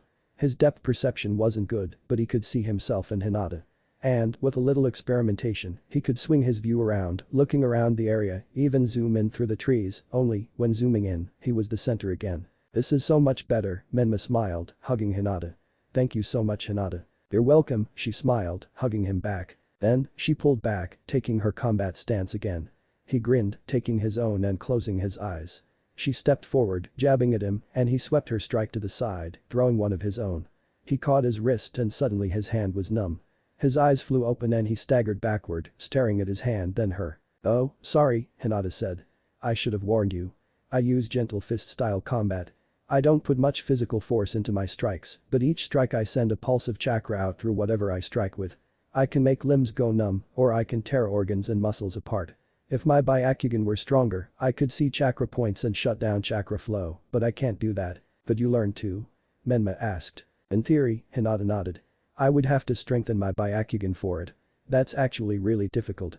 I'd have to focus my Byakugan on the smallest thing I can see with them for hours a day for days on end, if not longer. Sounds like a plan to me, Menma said. In the meantime you can teach me to use Gentle Fist. You want to learn Gentle Fist? Hinata blinked. Why? Well, I already have the sensory equivalent of the Byakugan, Menma shrugged. It could be fun to mess with people and make them think I have Byakugan by using Gentle Fist too. I suppose it would also give you an advantage, Hinata mused. Alright. But you have to be the person I learned to use chakra points on. Is that safe? Menma asked. I think so, Hinata said. I've never targeted chakra points before. As long as you can undo whatever damage you do then, I guess, Menma shrugged. Hinata's face fell and Menma sighed. That's not what I meant, Hinata, Menma said. I just meant as long as it doesn't involve permanent damage to my chakra network, I don't care if it's safe. It means I trust you. Hinata smiled at him and shook his head. No, it's alright, Hinata said. I understand. I'll make sure it's safe to practice on someone first. Well, actually, first you have to learn to see them, Menma pointed out. Oh hush, Hinata snorted, rolling her eyes.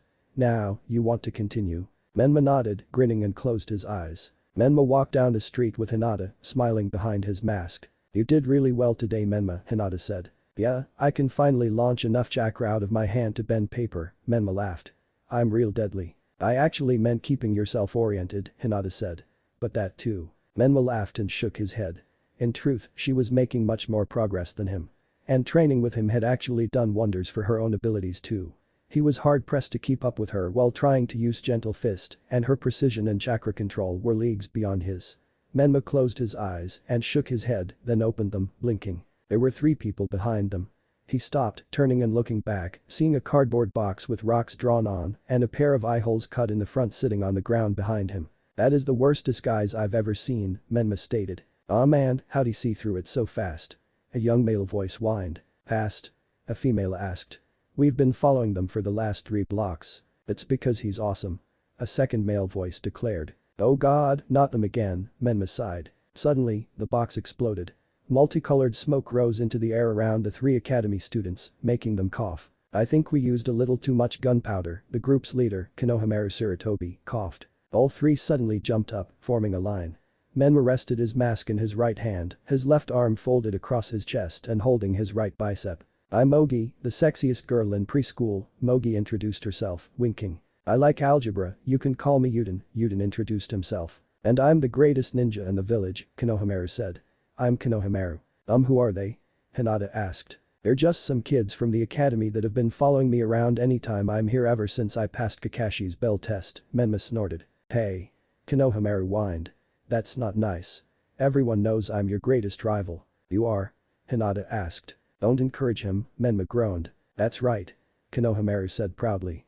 Say, who are you anyway? You're really pretty. Thank you, Hinata said, her shyness returning under attention. Hey Menma, is she your girlfriend? Konohamaru asked. Hinata blushed instantly and Menma did as well, though his mask hid it. What? Menma said. No. It's nothing like that. We're just training together. Looks like you were on a date to me, Mogi said. A boy and a girl. Alone. Shut it, Mogi, Menma growled. It wasn't a date. We were just headed back to her house after training. So you were walking her home then, Konohamaru grinned. Menma slammed his palm into his forehead, groaning. I'm done with you, Menma said, turning and walking away. Come on, Hinata. Your father will kill me if I make you miss lunch. Already worried about the in-laws. Konohamaru grinned. Menma froze. He instinctively knew Hinata was probably bright red right now. Honestly, so was he. But he also knew he was done with the little stalker. That's it, you little brat. Menma snarled, spinning around. Come here. Konohamaru spun, sprinting away and laughing. Menma followed, then Mogi, Yuden, and Hinata. Konohamaru, wait up. Mogi complained. Yeah, Konohamaru, wait up. Menma snarled. Stay away. Konohamaru shouted over his shoulder, seconds before crashing headlong into a shinobi wearing a black bodysuit with cat ears on the hood, white circle with half the inside maroon and half yellow, purple face paint on his chin, cheeks, and above his nose, and something on his back wrapped in bandages with brown hair fur sticking out. Beside the boy was a girl a little older than him, at a guess, with blonde hair and 4 spiky ponytails like Shikamaru's one, a lavender dress that ended maybe halfway down her thighs, a red belt, a fishnet top under the dress, and a large metal object on her back. It looked like a huge metal rectangle, but Menma seriously doubted that was all it was. Can I help you? The boy asked Konohamaru, grabbing him by his blue scarf, lifting him up off the ground, holding the scarf in a way that was choking Konohamaru. Hey, put him down. Menma ordered. Or what? The boy snorted. Menma glanced at the forehead protector on the boy's hood. Hidden Sand Village. The girl had her headband around her neck with the same crest. Menma grinned, drawing his sword. These two were from away. They didn't know him. Or I'll make you, Menma warned. Oh, the kid wants a fight, the boy grinned. Actually no, Menma smirked. The sword's a gift to welcome you to our village. Catch. Konohamaru picked his feet up as Menma tossed the sword to the boy. It hit him in the upper legs, tipping him over backward, then pinning them down. He shouted in surprise, dropping Konohamaru who darted around behind Menma, and the girl stared down at the boy. Well? She said. Get up. I can't. The boy gaped. I can't lift the thing. The girl stared at him then rolled her eyes, bending down and trying to lift it. Nothing. But the Tamari gaped. What kind of sword is that? It's a really good one, Menma said. Pretty heavy, huh? She stared at him as he walked over. She inched away, reaching for the object on her back. Menma shook his head, chuckling. Then, he reached down and lifted the sword off with one hand, flipping it a few times, then putting it on his back again. The two stared at him like he had two heads. Menma walked back to Konohamaru and knelt. Apologize, Menma said. I'm sorry, mister, Konohamaru said. It was an accident, I swear. Yeah, whatever, the boy said. Hey, you with the mask. What's your name? Menma Uzumaki, Menma said. Pleasure to meet you. Yeah, the boy snorted, removing the object from his back. Sure it is. You're going to use the crow for this? The girl asked, worried. We got a few minutes before he shows up, the boy said. Relax. I'll be quick about it. He'll be none the wiser. But first, the boy held his hand out, then made a come here motion with his index finger. Naruto's eyes snapped shut instantly, seeing the chakra thread attached to Hinata's waist, already yanking her over. He held out an arm, catching her as she passed, then drew his trench knife, streaming his chakra along it, and cut the thread. The two segments glowed for a moment, becoming visible to the naked eye, then faded. Menma opened his eyes and lowered his knife to his side as Hinata stepped back, arms in front of herself like she did whenever she was most nervous or afraid. That was a stupid idea, Menma said. Now I know 3 things about you. Oh? The boy grinned. And what's that? You're a puppet master ninja, Menma said, holding up a finger on his left hand. Which would make that crow thing your puppet. Second, you're stupid. And third, I'm going to beat your ass into the ground so hard your sister there will feel it. Or am I wrong about that? But guess, the girl nodded. I'm Tamari. This is my dumbest brother Kankuro. Kankuro suddenly drew a kunai, pulling it back. His eyes burned with rage and bloodlust. However, before he could throw the knife, a pebble slammed into his hand hard enough that he dropped the knife and his puppet, clutching his hand. Oh, and that's another thing, Menma grinned behind his mask. You're too focused on me. You didn't even notice Sasuke up there, did you? Kankuro and Tamari both looked up, seeing Sasuke lounging in a tree on Menma's right, tossing a second pebble over and over in his hand. Who the hell are you? Kankuro snarled. Didn't you hear? Sasuke asked. I'm Sasuke. Oh, a wise guy, huh? Kankuro snarled. Well, why don't you come down here so I can see how smart you really are? Kankuro, a new voice spoke up, dripping with malice and death threats. Back off. Everyone froze. Fear coated Kankuro's face. Everyone turned to look, seeing a new boy, another Sunagakure shinobi, hanging upside down from a tree branch on the opposite side of the same tree Sasuke was in. He wore black pants, a black shirt, a mesh shirt under that, a white cloth diagonally across his chest from his right shoulder, with the extra length currently hanging toward the ground about level with his neck, the very thick tan leather strap diagonally across his chest the other way with his headband tied around it near his waist, and two smaller straps attached to the large one just above the headband and reaching around to the back in order to hold the giant gourd he had with him on his back, sealing tags on the gourd, a cork in the top of the gourd, a red cloth tied around the gourd, and red hair the exact same shade as Menma's own. Where the hell did this guy come from, Menma thought. I didn't sense him before so he clearly wasn't here. How'd he move so fast but so quiet? You're an embarrassment to our village, the boy said. Have you forgotten the reason we came all the way here? Hey Gaara, Kankuro said, forcing a smile to hide his fear. And no, I remember. They challenged us. I mean, they started the whole thing really. Menma clapped a hand over Konohamaru's mouth before he could object. Konohamaru nodded and Menma let go. See, here's what happened, Kankuro began. Shut up, Gaara ordered. Or I'll kill you. Right, Kankuro said, hands up at his sides in a motion meant to defuse the situation, hopefully. I was totally out of line. I'm sorry Gaara. I was totally out of line. I'm sorry for any trouble he caused, Gaara said, looking at Menma, allowing Menma to see that the kanji for love was carved into the left side of his forehead, with his otherwise messy hair parted over the scar. Suddenly, sand began to fall from around the boy and he vanished, reappearing in the sand cloud as it reached the ground. He stood as the sand seemed to vanish, then turned to leave. Let's go, he growled. We didn't come here to play games. Alright, Kankuro nodded. Sure, I get it. Hold on, Menma spoke up, stopping them. Just what are the three of you doing in our village anyway? What have you been under a rock your whole life? Tamari snorted. Actually I just got back from a mission, Menma said. What did I miss? The Chunin exams are being held soon, Tamari said. Are they really? Menma blinked, looking to Hinata who nodded. I didn't think they'd be for a little while, Menma said. Guess that explains it then. Tamari smirked and turned, continuing to walk away, following Gaara. Hey you. Menma called out after glancing at Sasuke, seeing him watching Gaara. What's your name? Tamari and Kankuro both turned to look at him. The one with the gourd, Menma said. Gaara, was it? That's right, Gaara said turning. I'm Gaara of the desert. And who are you? I'm Menma began. Not you, Gaara said. You don't interest me. I mean him. Gaara pointed at Sasuke who smirked at Menma. My name is Sasuke Uchiha, Sasuke said. And my friend is Menma Uzumaki. You would do well to remember both of us. Is he strong? Gaara asked, staring at Menma, bloodlust flooding out of his eyes, even more than from Zabuza's. Very, Sasuke nodded. Then I might, Gaara said. Let's go. He turned, walking away and the other two followed. Sasuke dropped down beside Menma, watching Gaara. Menma closed his eyes, focusing on Gaara. His chakra was much stronger than the other two. His chakra felt wrong. Evil. Unstable. Darker than Zabuza's could ever be. Just then, Hinata began to fall. Menma spun, catching her and gently setting her down, holding her upper body in his lap. Hinata, hey, come on now, open your eyes, Menma said snapping his fingers in front of her face. Damn. She's out. What, because she didn't react to you snapping your fingers?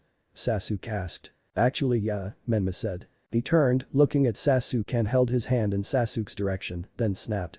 Except for Sasuke, the sound was amplified several times over, making him stagger backward and cover his ears. What the hell? Sasuke said, as he lowered his ears. What was that? That was what happens when I use a very special seal to aim and enhance sonic vibrations, Menma said. Neat trick huh? Jesus. Sasuke said, checking his ears for blood. What kinds of seals do you not have? Oh I have almost everything, Menma said. I could probably fight an entire battle with just sealing jutsu, now that my clones have read and practiced about half of the seals I got from the temple. Half. Sasuke gaped. That's it. After all this time? I told you there were a lot, Menma said. Anyway, I better get her home. Her father's going to kill me. What happened to her? Konohamaru asked. Gaara's killing intent was too much for her, Menma said. But, I didn't feel it, Konohamaru said. That's because you couldn't see his eyes through me, Menma said. And even aside from that, it was aimed at me and Sasuke and Hinata just got a little too close. Anyway, I better go. Sasuke nodded and Menma left, leaping from building to building until he arrived at the Hyuga compound. One of the Hyugas present sprinted over instantly, demanding to know what had happened. She just tired herself out training, Menma lied. She'll be alright in a little bit. She just needs rest. The Hyuga nodded, taking her then hurried inside. Menma turned, leaving and heading to the bridge where they were supposed to meet Kakashi. As he did, Gaara dominated his thoughts. That kid was going to be trouble. Maybe more than the village was bargaining for. Menma watched from the ceiling as the ninja in front of the door punched another ninja, a kid with jet black hair and a bowl cut, bushy black eyebrows, a tight green jumpsuit, orange leg warmers, bandages on his hands, and a red headband around his waist, sending him careening backward and onto his rear. The ninja's friend, who was standing beside him, grinned and sniffed. Ha! The one who punched him laughed. You're taking the Chunin exams, but you can't even get past us. The ninja had a bandana with his forehead protector, displaying his hidden leaf crest, brown hair, a blue bodysuit extending up from his gray shirt to his chin, gray pants, and blue sandals.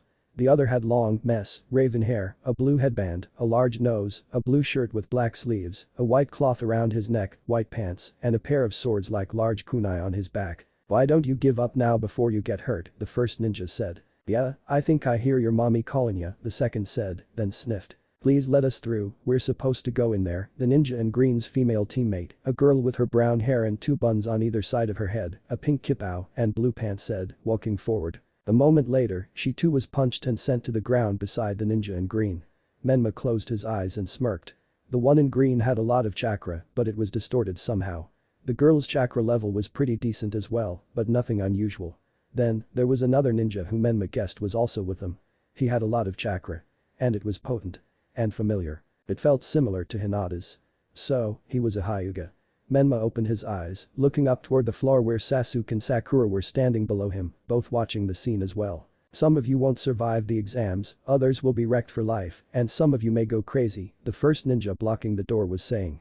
For Chunin, it's always life and death. You think it's a joke? The second asked. Chunin are qualified to lead missions.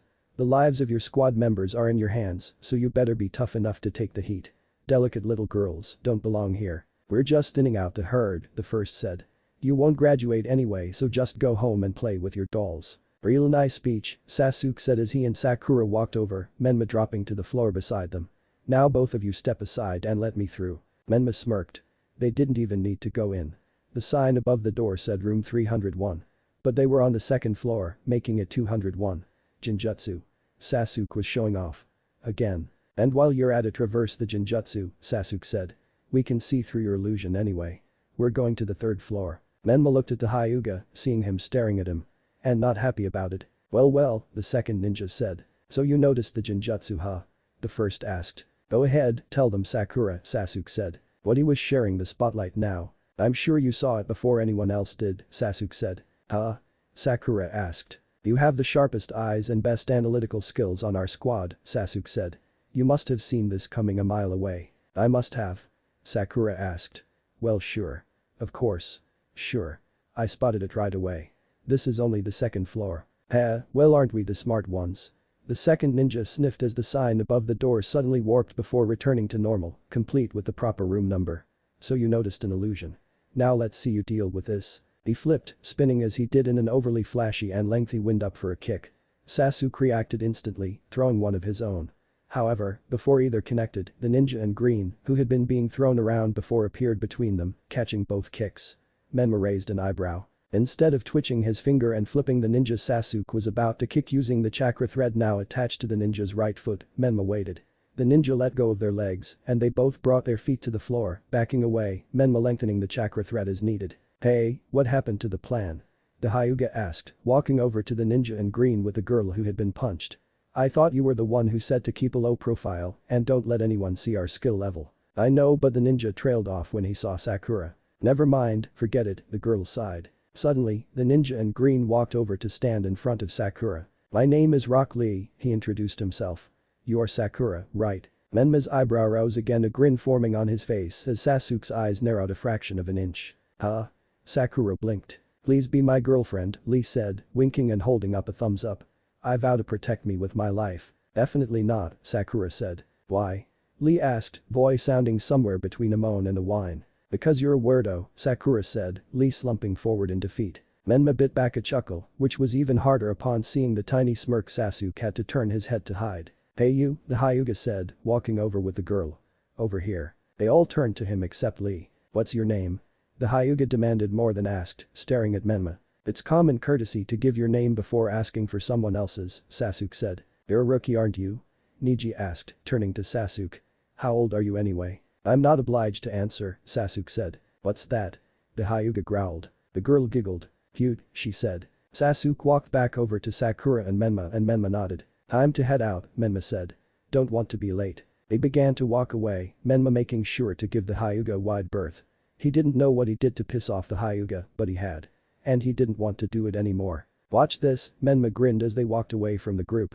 I can show off too. Sasuke grinned knowingly just before Menma twitched his finger, yanking the chakra thread and sending the ninja that had tried to fight Sasuke spinning and flipping in the air before he crashed to the ground face first, rear to the sky, and legs bent like he was sitting on something. Several of the gathered ninja laughed as Menma disconnected from the chakra thread and the ninja he had flipped simply groaned. You're getting pretty good with those, Sasuke smirked. Tried a puppet yet? No, Menma sighed. I haven't had the time. Too many missions. Sasuke nodded and Sakura turned to look at him, confused. But you've been training with Hinata almost constantly for a couple days, Sakura said. Don't tell me that was a mission too. No, Menma said. That was for me. For several reasons. Like to piss off Kiba, Sasuke smirked. That is an added benefit, yes, Menma grinned. After a minute they began to walk through a large open room when Lee's voice reached them. Hey you, with the attitude, hold on. Lee called out, over-enunciating each word. They all turned to look at him, seeing him a level above them. What do you want? Sasuke asked. I want to fight, Lee said. Right here and right now. You want to fight me here and now, huh? Sasuke asked. Yes, Lee said, dropping to the floor silently, then standing. My name is Rock Lee. You said it was common courtesy for a challenger to give his own name first, right? Sasuke Uchiha. So you know me, Sasuke mused. I challenge you, Lee said, taking about the weirdest fighting stance Menma had ever seen. Everyone is always talking about the Uchiha clan and how great they are. I want to see if it's true. I figured you would be a good test for me. And also, he turned his attention to Sakura, who shivered. Oh Sakura, he said, blushing yet completely straight-faced. I love you. Why is your clan the one famous for being great after they died? Menma complained. Mine never gets any publicity anymore. Menma, your clan was only good at sealing jutsus, Sasuke said. Mine was good at everything. Menma looked over at Sakura who was in a panic attack about how ugly and creepy Lee was. Sure, Sasuke smirked. I accept your challenge. Kinda wish you'd challenge me, Menma huffed. I would also be honored to test my skills against a member of the once great Uzumaki clan, Lee stated. I meant no disrespect. I only meant that the Uchiha clan was said to be better at nin and taijutsu. I would be honored to fight the ninja who took down a Kekkei Genkai wielder and help take down Zabuza. Well I'd love to take full credit, I really didn't do too much with Zabuza, Menma said. And against the Kekkei Genkai wielder, I'd have died without Sasuke there. Still, Lee said. From what I have heard, you overpowered him after Sasuke Uchiha was incapacitated. Incapacitated, Sasuke snapped pointing at Menma. That idiot threw his sword at me. Lee looked confused and Menma removed his sword, setting it on the floor and then kicking it over to where it stopped in front of Lee. If you lift it, you fight me and Sasuke both together, Menma offered. If you don't, I'll just wait and fight you some other time. Lee nodded, crouching and gripping the sword. I'm confused, Sasuke muttered. Do you want to fight him or not? I just wanted to mess with his head, Menma grinned. Excuse me, Lee said. I cannot pick it up. Well that's too bad, Menma said, holding out his hand, making a show of attaching chakra threads and pulling the sword back, putting it back on his back. Guess you're not strong enough to fight me then. Lee's eyes widened and a seemingly impossible amount of tears began to flow out of his eyes. Yes. Lee said, holding up a fist. I must get stronger to challenge someone so physically powerful as to wield that sword. Don't get your panties in a bunch, Sasuke said. It's a trick. He has a seal that lets only him lift it. For everyone else it's too heavy. Oh, Lee said, suddenly fine and with a dry face. Is that even possible? Menma thought. So, you ready to fight? Sasuke asked. Yes, Lee said, retaking his stance. Sasuke sprinted forward, throwing a punch at Sasuke, but Lee disappeared. Then, Lee appeared in the air beside him, spinning and kicking at him. Leaf Hurricane. Lee shouted. Sasuke ducked under the kick and Lee flipped backward, away from Sasuke, landing on his left hand, then his feet, only to swing another kick around at Sasuke. Sasuke couldn't dodge it, but as he raised his hands to block, Lee raised his right hand, forming the seal of confrontation. One-handed seals. Menma blinked. Then, Lee's foot crashed into Sasuke's face, throwing him. Nope, diversion, Menma thought. Well played. Sasuke. Sakura shouted. Sasuke landed at the base of a pillar along one side of the room and began to push himself up. Then, he grinned. I've been waiting to try this out, Sasuke grinned. When he looked up from the floor, he exposed his Sharingan to Lee. He sprinted forward, moving to attack again. However, as soon as he got there, Lee dropped under his punch and planted a kick to the bottom of his jaw, launching him into the air. "You see, my technique is not ninjutsu or jinjutsu," Lee said, sprinting forward as Sasuke landed. When he reached him, he began to attack him rapidly. The third kick hit. The next strike did not. An elbow to the ribs did. Sasuke staggered back to the wall, clutching his ribs. "You get it now?" Lee asked. "I am using taijutsu, that means no tricks, Sasuke." Lee leapt into the air, instantly vanishing and reappearing beside Sasuke. "It is just straight martial arts, nothing more," Lee said. "Why you?" Sasuke spun, swiping at Lee with a back fist. However, Lee leapt over it, landing a distance away. Menma noticed he had adopted a new stance a little while ago as well. This one, instead of having his hands at his sides, he had his right hand forward and in a knife hand, his palm facing him and his arm at a 45-degree angle with the ceiling, while his left hand was a fist behind his waist. "I know your technique," Lee said. "Forget it. It will not work. Not on me. I know you can see through your opponent's jutsu. That Sharingan gives you the ability to read his chakra and decipher his hand signs and movements. You can guess what he's going to do almost before he knows himself. The problem is, taijutsu is a little bit different, right?" Sasuke said. "So what's your point?" "I do not try to hide or disguise my moves," Lee said. "I do not have to. Even if you can read them, you still cannot stop them, you are too slow. Your eyes may be quick enough to stay one step ahead of me, but if your body cannot keep up, what good does it do you? You know what? Here is what I believe. There are two different kinds of ninja. Those like you who are born with talent and do not have to work at it. And those like me. The ones that have to train every day of our lives. The fact is that your Sharingan is the worst match for my extreme taijutsu. Here is what I mean." Lee had been dodging attacks as he spoke for about half of the speech, and now he planted a kick to Sasuke's jaw again, launching him into the air, higher than the last time. Then, he appeared behind Sasuke, flying along with him. A technique called the dancing leaf shadow. "Now I will prove my point," Lee said as the bandages on his arms suddenly unraveled. "That hard work beats out natural talent. You're finished." Suddenly, a pinwheel toy flew through the air, the stick tacking Lee's unraveled bandage to the wall. "Alright, that's enough, Lee," a massive red and yellow turtle off to the side spoke up. Lee flipped, landing on the ground, and Sakura sprinted forward, catching Sasuke. "You were watching this whole time?" Lee asked. "Of course," the turtle said. "That last technique is forbidden. You know that." Menma blinked twice, staring at the turtle, then turned and walked over to Sasuke and Sakura. "You alright, Sasuke?" Menma asked. "Should have made you fight him," Sasuke grunted, pushing himself up. "I think he broke my pride." "That's alright," Menma said. "You'll have an ego the size of Hokage Mountain again by tomorrow.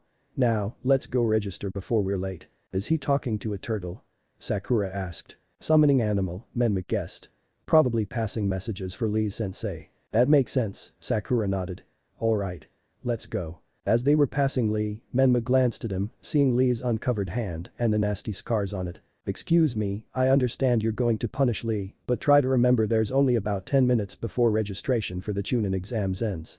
If Lee's late, he's disqualified." "You have a point," the turtle said just before a cloud of smoke appeared on it, before an identical clone of Lee appeared on top of it, except older and without the bandages.